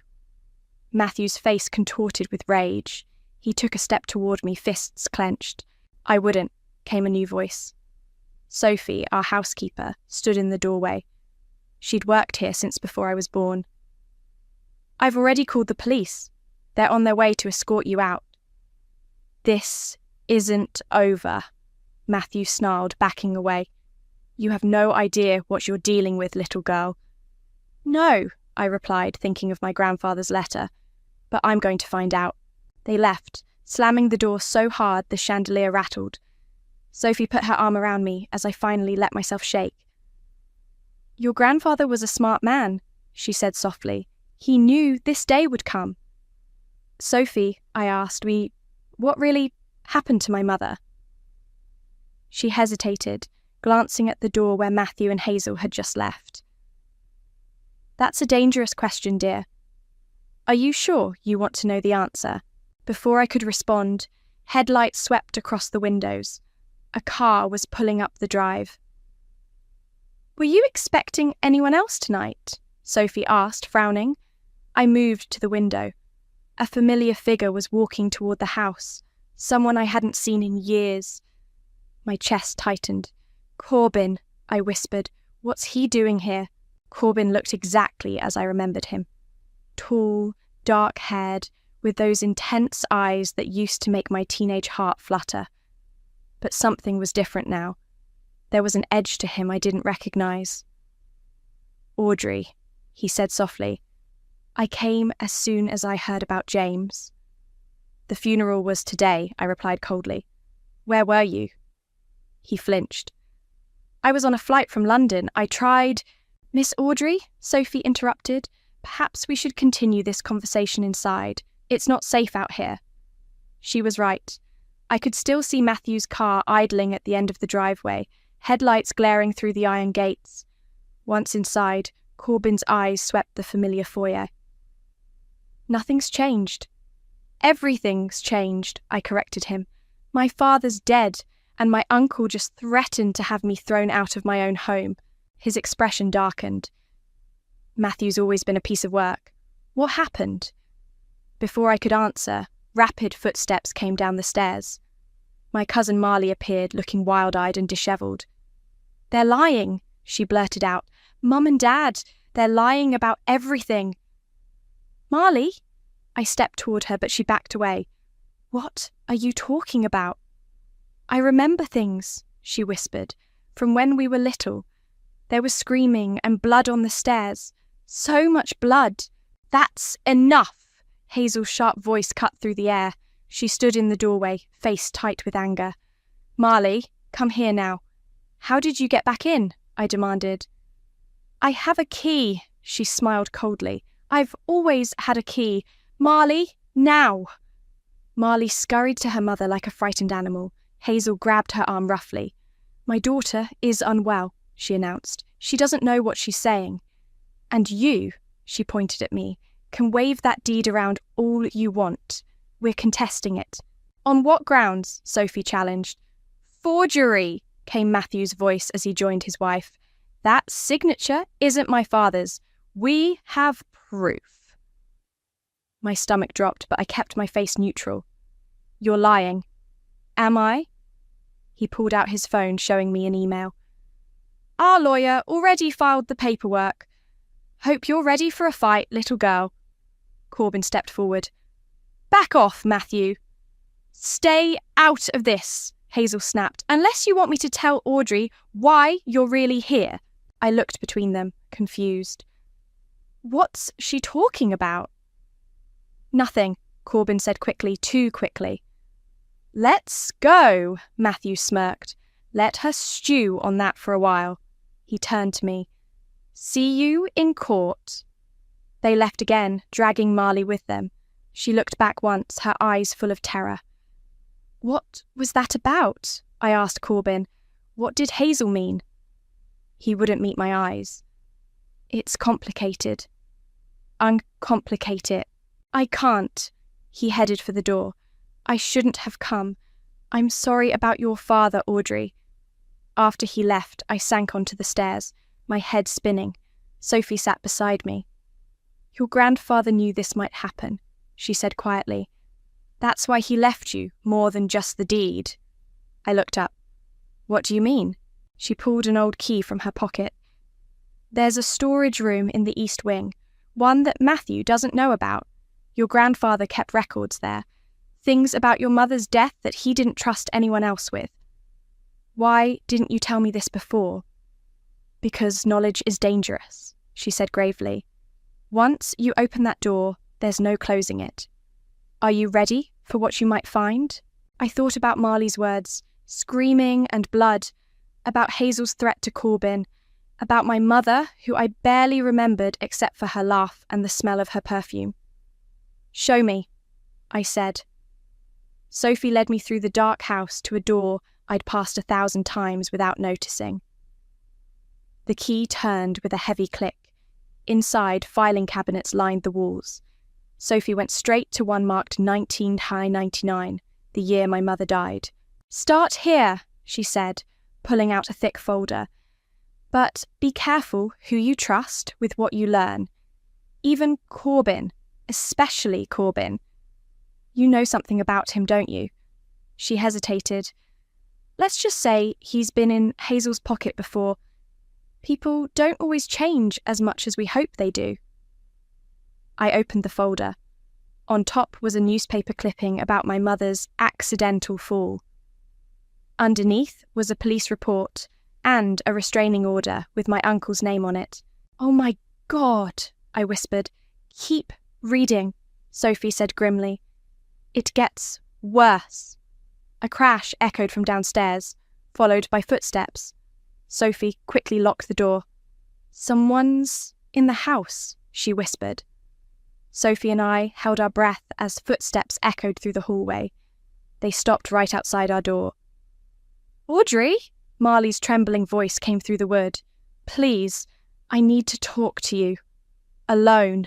I glanced at Sophie, who shook her head frantically. But something in Marley's voice made me unlock the door anyway. My cousin stumbled in, mascara streaked down her face. They're going to kill me, she sobbed, like they killed your mom. Slow down, I said, guiding her to a chair. What do you mean? I heard them talking. Marley's hand shook as she pulled out her phone. I recorded it. Listen. She pressed play. Matthew's voice filled the room. Just like we handled her mother. Accidents happen all the time in old houses. The girl's smarter than her mother was, Hazel replied. We need to be careful. And what about Marley? Matthew asked, like she's remembering things. Maybe it's time for her to have an accident too. The recording ended. Marley looked at me with terrified eyes. They've been drugging me for years. Pills, they say, are for anxiety, but they are to make me forget. We need to get you somewhere safe, Sophie said firmly. No! Marley grabbed my arm. First, you need to know everything. I was 6 when your mum died. I saw it happen. My heart stopped. Tell me. Mom, Hazel, she was arguing with your mother at the top of the stairs. Something about money and secrets. Your mum threatened to tell everyone what they'd done. Then, Hazel, Marley's voice broke. She pushed her. Hard. I saw it from my hiding spot. The sound when she hit the bottom. She covered her ears like she could still hear it. There's more, Sophie said quietly, pulling another folder from the cabinet. Your grandfather suspected something wasn't right. He hired a private investigator. The folder contained bank statements showing large transfers from the family accounts to offshore holdings, all authorised by Matthew and Hazel. They were embezzling, I realised. Mom found out. And there's this. Sophie handed me a sealed envelope. Your grandfather's last letter. He wrote it the day before he died. My hands trembled as I opened it. Dearest Audrey, if you're reading this, then my worst fears have come true. Your uncle's greed knows no bounds. The money they stole was just the beginning. Your mother discovered something worse. Evidence of criminal dealings, properties used for illegal activities. When she threatened to expose them, they silenced her. But I've been gathering proof. Everything you need is in a safety deposit box at First National Bank. The key is taped inside your mother's old music box. Be careful. Hazel has powerful friends. Trust no one completely. There's someone else you should know about. Your father had another daughter before he met your mother. Her name is Alice. Find her. She knows things too. Love. Grandfather. Alice? I looked at Sophie. I have a sister? Before she could answer, my phone buzzed with a text from an unknown number. Ask Alice. She saw everything. How? I started, but Marley suddenly went rigid. They're here, she whispered. Mom and Dad. I can hear their car. Sophie rushed to the window. Black SUV pulling up. We need her to move. Now. Take Marley to your cottage, I told Sophie. Keep her safe. I need to find this Alice. What about the safety deposit box? Sophie asked. First things first. I helped Marley up. Get her out through the servants' stairs. I'll distract them. As they slipped away, I heard the front door open. Footsteps approached. Too light to be Matthew's. Audrey, Corbyn's voice called out, we need to talk. It's about Alice. I stepped into the hallway. How do you know about Alice? He looked nervous. Because Hazel sent me to find her 5 years ago, to keep her quiet. So, you are working for them. He corrected, but things have changed. Alice reached out to me yesterday. She wants to meet you. Why should I trust you? Because Hazel's blackmailing me too. And because... He swallowed hard. I was there the night your mother died. I saw everything. The sound of breaking glass downstairs made us both jump. That's not Matthew and Hazel, Corbyn said urgently. Someone else is here. Someone worse. Heavy footsteps started up the stairs. Corbyn grabbed my hand and pulled me into the nearest room, my father's old study. He locked the door just as the footsteps reached our floor. Fire escape, he whispered, moving to the window. Wait! I ran to the desk and grabbed my grandfather's letters. Okay, now. We climbed down the metal stairs as quietly as possible. Above us, the study door splintered with a loud crack. My car's around back, Corbyn said when we reached the ground. I'm not going anywhere with you until you tell me everything. Fine, but not here. He pointed to shadows moving in the upstairs windows. Those aren't Hazel's usual thugs. This is something bigger. A gunshot cracked through the night. We ran. 20 minutes later, we sat in a 24-hour diner on the outskirts of town. My hands shook as I wrapped them around a coffee mug. "Talk," I demanded. "Alice lives about an hour from here," Corbin said. "She works at a women's shelter. When Hazel sent me to find her, I was supposed to offer her money to stay quiet. But she refused." "Why didn't you tell me about her before?" "Because I was a coward." He looked down. "Hazel has dirt on my family. She threatened to destroy them if I didn't help her. And now I'm done being her puppet. Alice called me yesterday, said she's ready to tell the truth, but only to you." My phone buzzed. A text from Sophie. "Marley's safe. Men searched the house. They took files." "We need to go," I said, standing. "Now." Alice's shelter was a converted Victorian house with bars on the windows. A tall woman with my father's eyes opened the door. "I wondered when you'd show up," she said, looking me over. "You look like her, like Maria." "Our father's dead," I said. "I know. Come in." She led us to a small office cluttered with case files and children's drawings. A familiar music box sat on her desk. "That's my mother's," I gasped. "She gave it to me the week before she died." Alice picked it up. "For safekeeping. Said if anything happened to her, I should wait for the right time to return it." "The key," I whispered to the safety deposit box. She nodded. "I know what's in that box, Audrey. Documents, photos, evidence of what they were really doing with those properties. Human trafficking," Corbin said quietly. "That's what Hazel's been hiding all these years." Alice's face hardened. "Young girls, brought in through their fake real estate companies. Your mother found out, tried to stop it. And you saw what happened," I said. "I was staying late at the house that night. Heard arguing. Your mother had proof. Photos, documents. She threatened to go to the police." Alice's voice cracked. "Hazel pushed her, but it wasn't just that. She wanted her dead. Watched her fall and didn't call for help until she was sure." "Why didn't you go to the police?" I tried, but Hazel's network runs deep. Corrupt cops, judges, they buried it, threatened my family. She pulled out a USB drive, but I kept everything. Every scrap of evidence your mother gathered, it's all here. "I'll take it to the FBI, I said. "It's not that simple." Alice leaned forward. "I'll testify, give them everything, on one condition, half the estate." "What?" "That house belongs to both of us. I was his daughter too, remember? You get justice for your mother, I get what I deserve. That's the deal." Before I could respond, Corbin's phone chimed. His face went pale.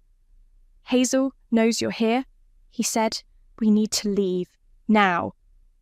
"Too late," Alice said, looking out the window. "They're already here." Headlights flooded the room as 3 black SUVs pulled up outside. "Back door," Alice ordered, grabbing the music box and USB. "There's a tunnel in the basement, leads to the next building. We used it to help girls escape their traffickers." We ran downstairs as the front door burst open. Voices shouted above us. "Audrey!" Hazel's voice rang out. "You really should have stayed out of this." The basement door was locked with a keypad. Alice punched in numbers as footsteps thundered down the stairs. Come on, Corbin urged. The lock clicked open just as the first gunshot exploded behind us. "Inside!" Alice shoved us through. "The tunnel's straight ahead, don't stop!" "What about you?" I asked. She pressed the music box and USB into my hands. "I'll hold them off. Go." "Alice, no!" "We're family," she said fiercely. "This is what family does. Now run!" The door slammed shut between us. Through it, I heard Alice's voice rise in challenge. "Remember me, Hazel?" Then more gunshots. Corbin pulled me into the darkness of the tunnel as my sister's scream echoed behind us. The tunnel seemed endless. We ran until my lungs burned, the sound of gunfire fading behind us. Finally, Corbin's flashlight beam hit a metal ladder. "Up here," he whispered, We emerged in a storage room that smelled like coffee. Through a door, I could hear the quiet bustle of what sounded like a cafe. "Where are we?" "The Bean Counter," Corbin said. "Local coffee shop. Owners part of the shelter's underground network." A middle-aged woman with grey dreadlocks appeared. "Alice," called ahead. "Said you might be coming through." "I'm Rita." "Is there a back way out?" I asked. She nodded toward a service entrance. "Cars waiting. One of our volunteers will drive you somewhere safe." "We need to know if Alice—" I couldn't finish the sentence. Rita's face softened. "I'll make some calls. Now go." The volunteer turned out to be a quiet college student who asked no questions. She dropped us at a motel on the highway, paid for with cash. In our room, I finally opened the music box. The key was there, along with a note in my mother's handwriting. "For my daughters, when the truth comes out." "We can't go to the bank yet," Corbin said. "They'll be watching. Then we'll make them watch something else." I pulled out my phone and called Sophie. "Thank God," she answered as, "Are you safe?" "For now." "How's Marley?" "Terrified, but talking. She remembers everything now that she's off their pills. She wants to go to the police." "Not yet. I have a plan. But I need you to do something first." The next morning, Sophie posted on the community Facebook page, "Estate sale at the Chavez mansion. Everything must go. Starting today." It worked exactly as I hoped. Within an hour, Hazel stormed through the front gates, finding Sophie calmly directing workers to carry out antiques. "What do you think you're doing?" Hazel screeched. "Following Miss Audrey's instructions," Sophie replied smoothly. "Since the estate's ownership is in dispute, she's liquidating assets. You can't do this." "Actually, she can," said a new voice. My father's lawyer, Benjamin, walked up the drive. "As the current deed holder, she has every right to sell the contents." "Where is she?" Hazel demanded. "Right here." Everyone turned. I stood at the top of the stairs, the same stairs when my mother died. Marley was beside me, phone raised. "Say it again, Mother," Marley called out. "Tell everyone what you did." Hazel's face went white. "Marley, come here now." "No, I'm done being scared of you. Done taking your pills. I remember everything." "You're confused, sweetheart. The medication helps me forget." Marley's voice shook. "Like how you helped Audrey's mom forget, by pushing her down these stairs?" A crowd was gathering now. Neighbours, potential buyers, all recording on their phones. "You're all witnesses," I announced. "My cousin is confessing that her mother murdered mine." "You have no proof," Hazel snarled. "Actually," I held up the USB drive, "I have everything. Every document my mother collected about your trafficking ring, every photo, every transaction. Impossible. Alice had those files." "Yes," I said coldly. "She did." Understanding dawned on Hazel's face. "You little—" Police sirens wailed in the distance. That'll be the FBI," Benjamin said. "I sent them everything this morning, including evidence of last night's shooting." Hazel turned to run, but found Sophie and 3 estate workers blocking her path. "This isn't over," she spat. "You're right," I agreed, "because this was just phase 1. On cue, Corbin stepped out of the crowd. "Hello, Hazel. Ready for phase 2? "You betrayed me?" "No," he said. I finally stopped betraying myself." FBI vehicles swarmed the drive. Agents poured out, weapons drawn. "Hazel Chavez," one called out. "You're under arrest for the murder of Maria Chavez, the attempted murder of Alice McGee, and human trafficking charges." As they led her away, Marley broke down sobbing. I held her while she shook. "It's over," I whispered. "Not quite," Corbin said grimly. "Matthew's still out there, and he's got nothing left to lose." My phone buzzed with a text from an unknown number. "You think you've won? Watch your back, little girl. I'm coming for what's mine. Let him come, I said, watching Hazel disappear into a police car. I'm not afraid anymore, but as I looked at the growing crowd of spectators, one face caught my attention. A man I'd never seen before staring at me with cold, calculating eyes. He nodded once, then vanished into the crowd. Corbin, I grabbed his arm. Who was that? He looked where I pointed and went pale. That's Victor, Hazel's boss, the one who runs everything. And now he knows who I am. No, Corbin said. Now he knows who we all are. The FBI put us in a safe house that night. Me, Marley, Sophie, and Corbin. 2 agents stood guard outside while we huddled in the living room, jumping at every sound. Tell me about Victor, I said to Corbin. He's a ghost, Corbin replied. No photos, no records, just whispers. He runs trafficking operations up and down the East Coast. Hazel was just his local manager. My phone rang. The hospital. Alice is out of surgery, the nurse said. She's asking for you. I need to go, I told the agents. Too dangerous, one replied. My sister took 3 bullets for me. I'm going. They relented, but insisted on an escort. At the hospital, Alice lay pale but alive. Tubes and monitors everywhere. Did you get it? She whispered. The evidence? Yes, Hazel's been arrested. Good. She tried to smile. Worth getting shot for. I'm so sorry. Don't. She gripped my hand. Listen carefully. In the music box, there's a false bottom. Another USB drive. The real one. My heart stopped. What? What Victor saw today was a decoy. The real files? They go so much higher. Judges, politicians, police chiefs, all part of his network. A nurse appeared. Miss, she needs rest. One more thing, Alice gasped. Trust no one, even the FBI. Victor has people everywhere. Back at the safe house, I pried open the music box's false bottom. The drive was there. We need to look at these files now, Corbin said. No, I tucked the drive away.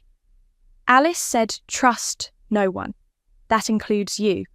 His face fell. After everything? You worked for them before. How do I know you're not still...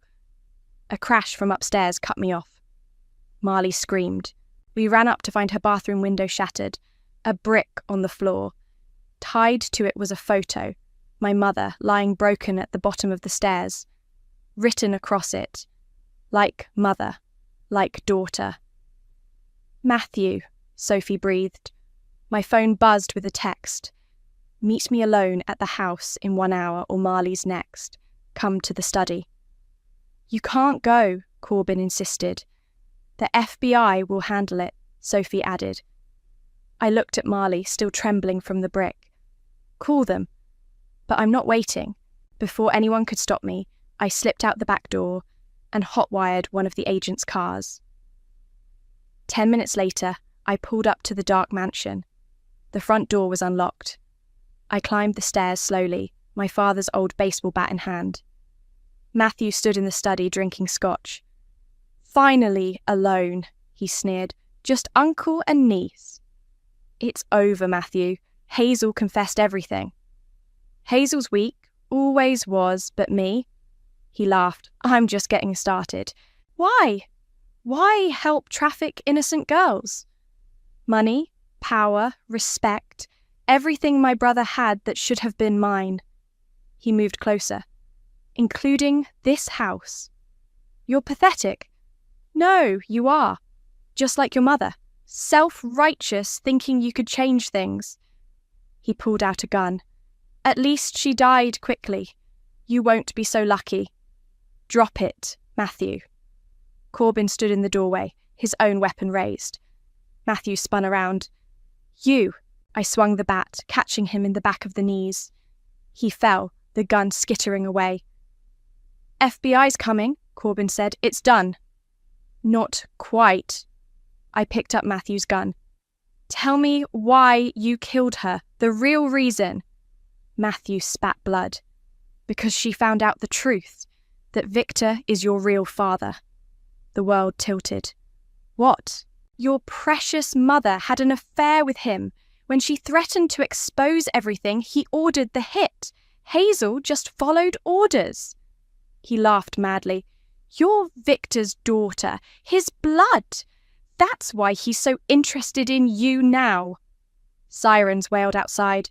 He's lying, Corbin said. He has to be. But deep down, I knew, the way Victor had looked at me, my mother's desperate need to expose him. Audrey, Corbin stepped toward me. Give me the gun. Don't trust him, Matthew shouted. He's working for Victor too. Always has been. I looked at Corbin. Is it true? His silence was answer enough. Audrey, please. Get out, I whispered. Both of you, get out. Neither moved. Get out! They fed as FBI agents swarmed the house. I sank to the floor, clutching the gun and the USB drive, drowning in questions without answers. My phone buzzed one last time. Hello, daughter. Let's talk. The FBI interrogated me for hours, but I said nothing about the USB drive or Victor's message. When they finally let me go, Sophie was waiting. Marley's at my cottage, she said. She's safe. No one's safe anymore. I showed her the text. Did you know? About Victor? Your mother confided in me once, Sophie admitted.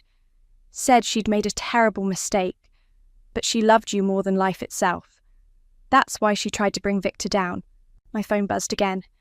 Midnight, the lighthouse, come alone or Alice dies.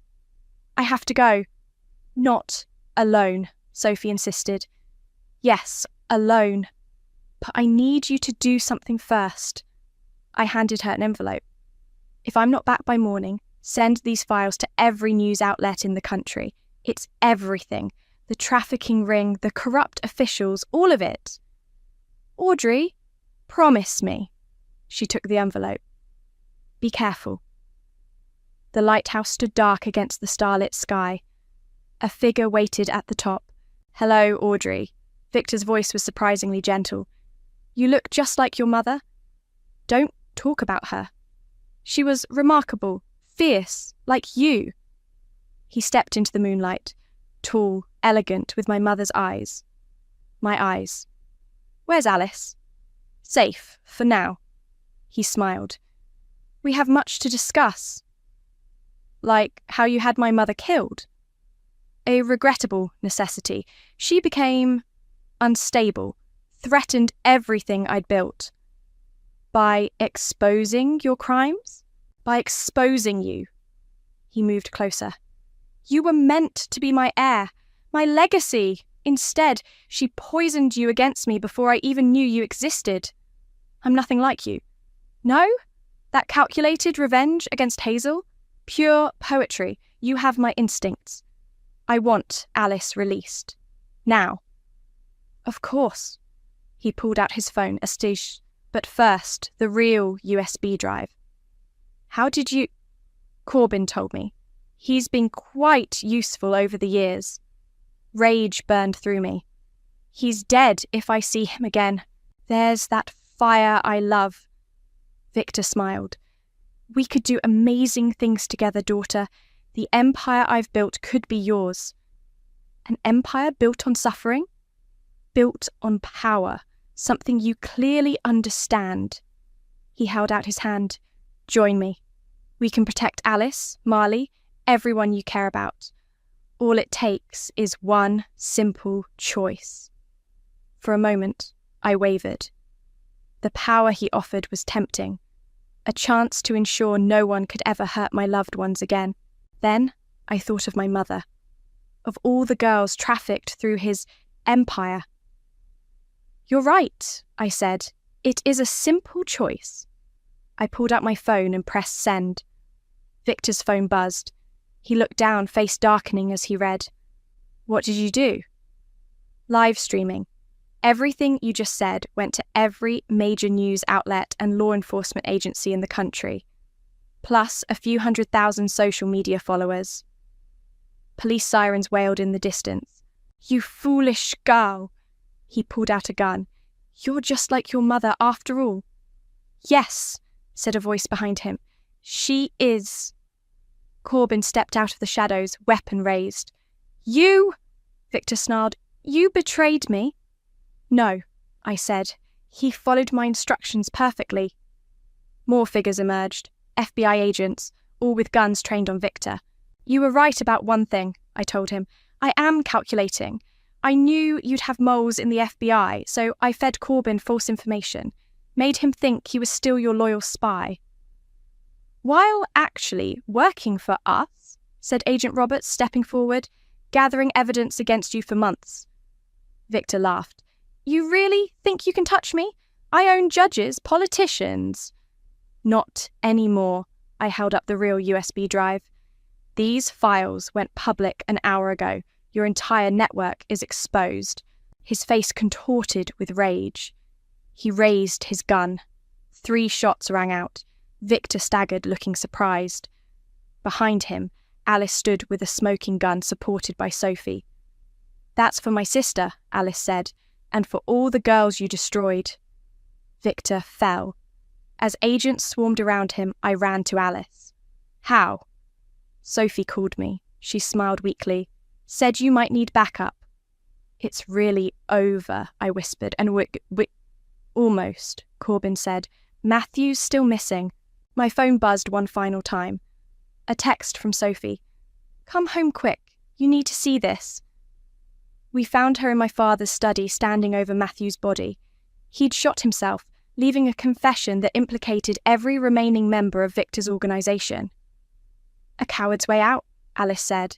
I looked around at my unlikely family, Alice, Sophie, Marley, even Corbin, and felt something like peace.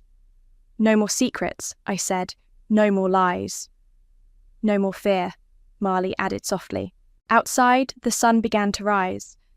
The morning after Victor's arrest, I sat in my father's study, reading the last letter my grandfather left, the one marked, "Open only once justice is done."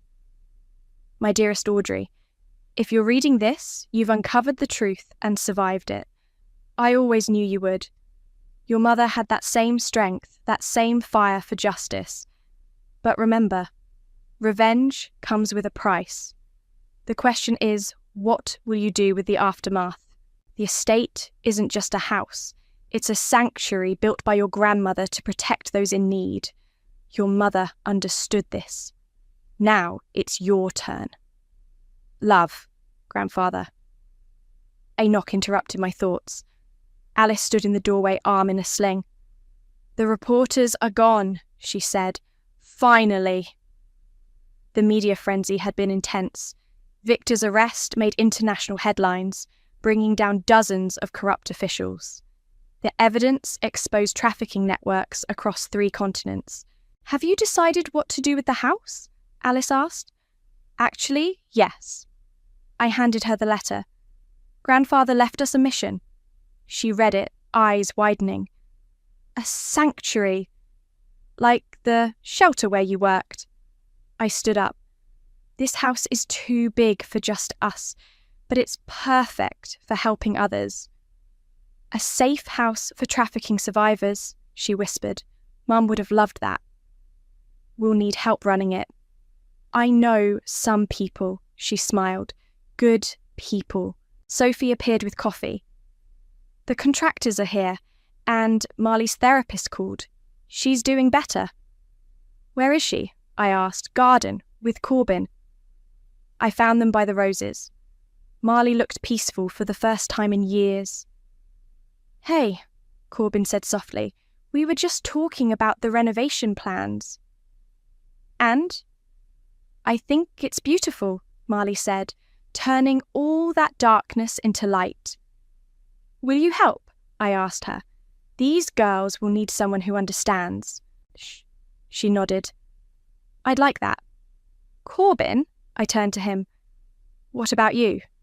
After everything I did, working for Victor, you helped bring him down when it mattered. I touched his arm. Sometimes redemption starts with one good choice. He covered my hand with his. Then, yes, I'm in. Inside, workers were already transforming the mansion. The room where my mother died would become a counselling centre. Hazel's precious formal dining room would be a communal kitchen where survivors could cook together, heal together. Alice supervised the security upgrades while Sophie organised volunteers. Even some FBI agents offered to help, moved by what we were creating. That evening, we gathered in the garden. Fairy lights twinkled in the trees as survivors from Alice's old shelter shared stories with new arrivals. Marley played guitar while Sophie served her famous comfort food. "Look what you've built," Corbin said, joining me by the fountain. "What we've built," I corrected, "all of us." "Your mother would be proud." "I know." I pulled out her music box, empty now of secrets, ready for new memories. "It's strange. I started all this wanting revenge, but somewhere along the way, it became about healing instead." "Yes." I watched Marley laugh with one of the younger girls. "Maybe that's the best revenge, taking their darkness and turning it into light." A car pulled up. Agent Roberts stepped out with a teenage girl, recently rescued from Victor's network. "Room for one more?" he asked. "Always," Alice called, already moving to welcome her. I wound up the music box. The familiar melody floated through the garden, mixing with laughter and conversation. No more screams in the night. No more secrets poisoning these walls. "What happens now?" Corbin asked. "Now?" I smiled. "We keep going, keep helping, keep healing." "Together?" I took his hand. "Together." Inside the house, a girl who'd arrived terrified last week was showing a newcomer around. "You're safe here," I heard her say. "This is where broken things come to be whole again." I thought of my grandfather's letter, of my mother's courage, of all the bridges between pain and healing.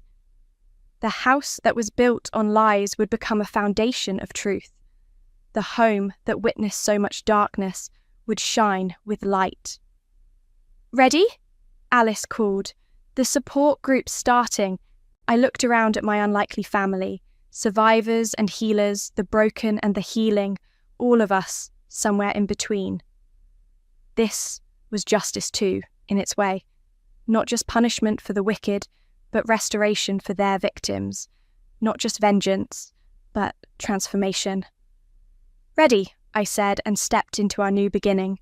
The music box played on, its melody no longer a reminder of loss, but a promise of hope. Outside our gates, the world was still full of shadows. But in here, we had built something stronger than darkness. We had built sanctuary,